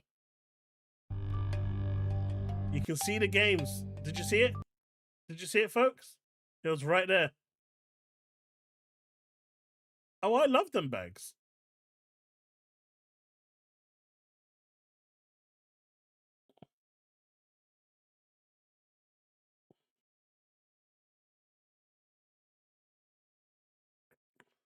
I really enjoy shoot 'em ups. I'm no good at them. Well, I mean, back in the day when I used to buy them on because the 360 had loads of them, but the 360 and the PS2 were king when it came to bullet hells. I used to I had like the whole arcade setup with the arcade sticks and everything. Got high quality buttons and everything, just so I could have a feather trigger to play them. I used to be a huge fan of them. And then I started to suck at those games, and then it kind of stopped. But I still buy them because I enjoy them.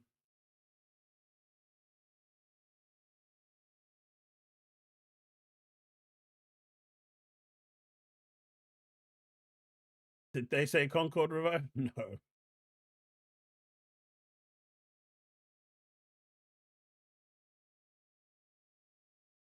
What did you all think of what Shuhei Yoshida said?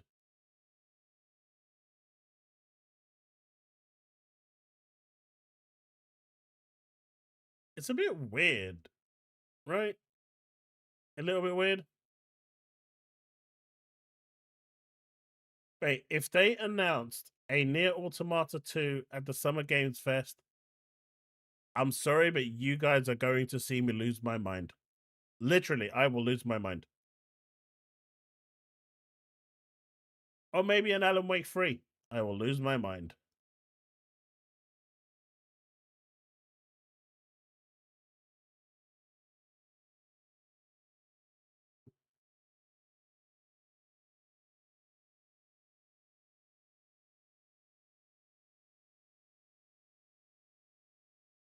Oh, so it is confirmed it was just a tech demo and not Witcher 4. I thought you guys were just saying that for the sake of it.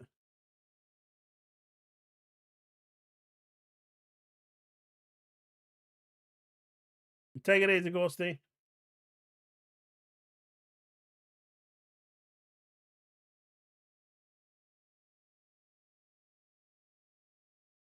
How many was I told about for 8th June?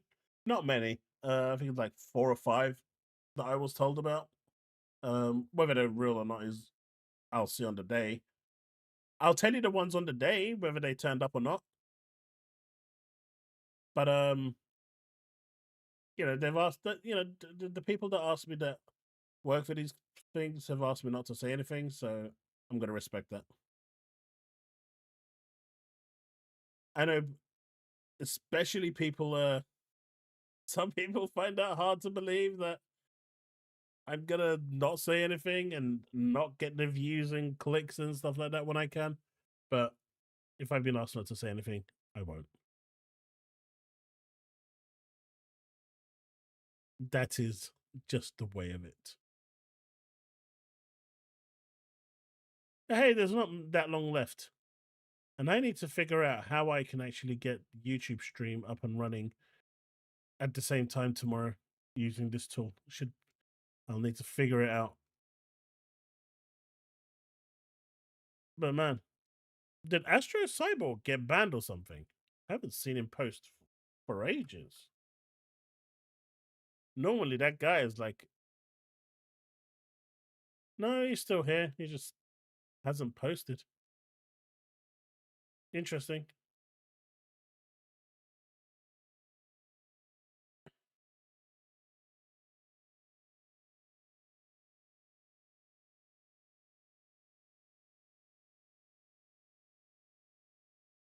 those two are like mortal enemies, right?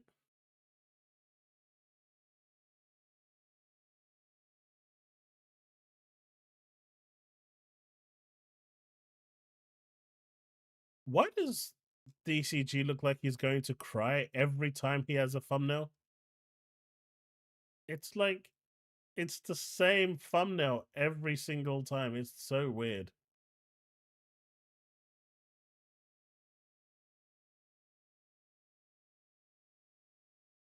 Well, is there anything else anyone wants to chat about?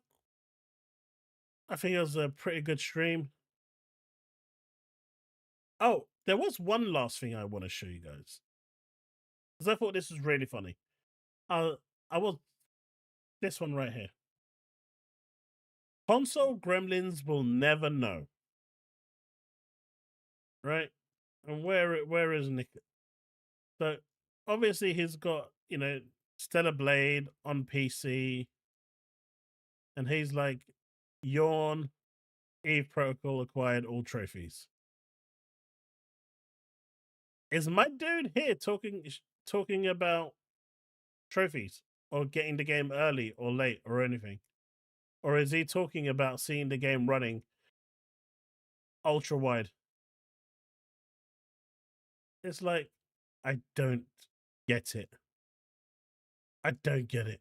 Like, I know exactly what this person here, I think this is Cassie, right? I know exactly what she's talking about with the ultra wide monitor, which looks gorgeous for this game, by the way. But how do you mistaken that for trophies? It's about the widescreen, I know. I know it's an acquired taste. It's not for everyone. I've always kind of wanted a widescreen, but I don't know if I'd actually enjoy it, honestly.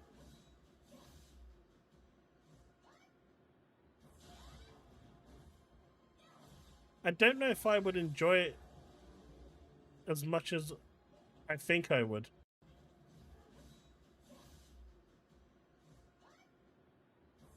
Cassie's a girl. She was talking about the... Yeah, of course she was talking about the ultra-wide monitor.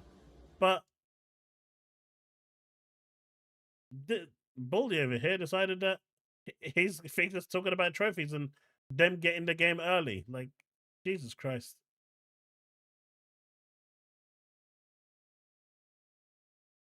You've got that kind of effect because it's a curve.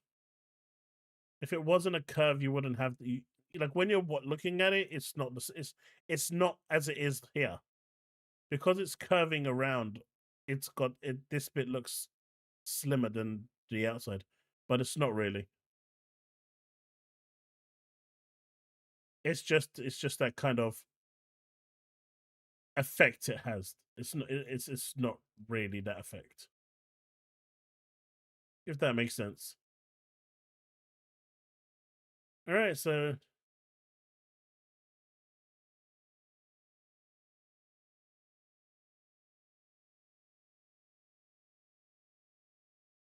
oh shit. All right, last one, and then I'm gonna be off. According to Tom Henderson, new God of War 2.5D Metroidvania spin-off title set in ancient Greece, much smaller in scale. Hearing a lot of scuttlebutt about the 2.5D Metroidvania game or whatever it will be, yeah? Seems to be much smaller in scale than what I initially thought. So it's pretty much going to be Pac-Man. And you're going to like it and appreciate it and move on with your life.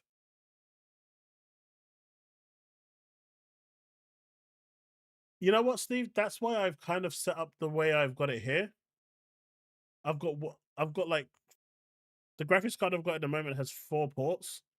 3 of them are going to my monitors, and I'm gonna have 1 more DVI to HDMI go to my TV and just start playing on there as well more.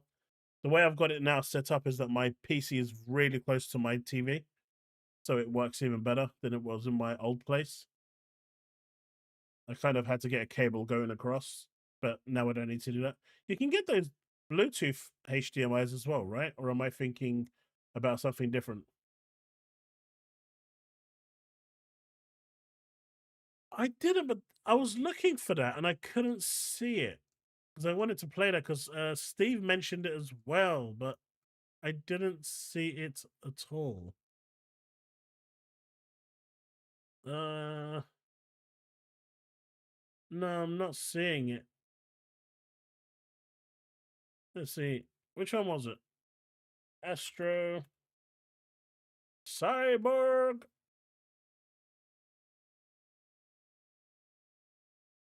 Today, CD Projekt Red's upcoming Witcher 4 was shown running on PS5. The results are incredible. Some might say mind-blowing. How is this running at 60 FPS on the base PS5?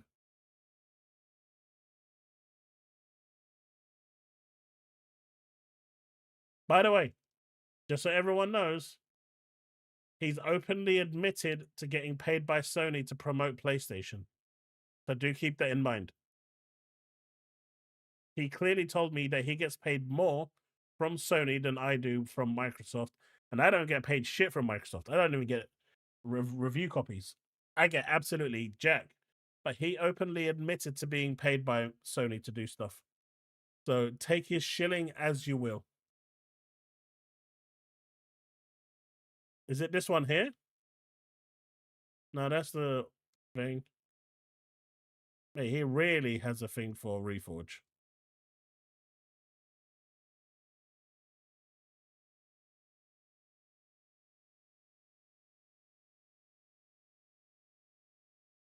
What, getting paid? It makes them a fake.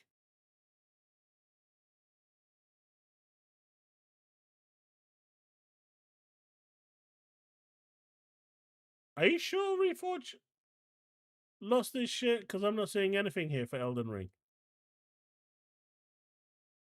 I'm seeing more Alex than I am seeing Elden Ring.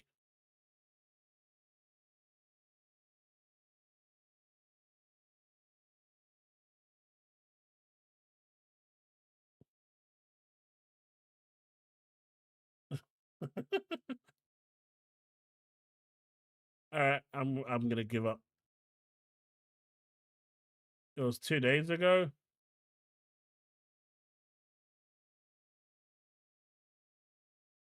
Oh, there's nothing else there. Oh well, is what it is.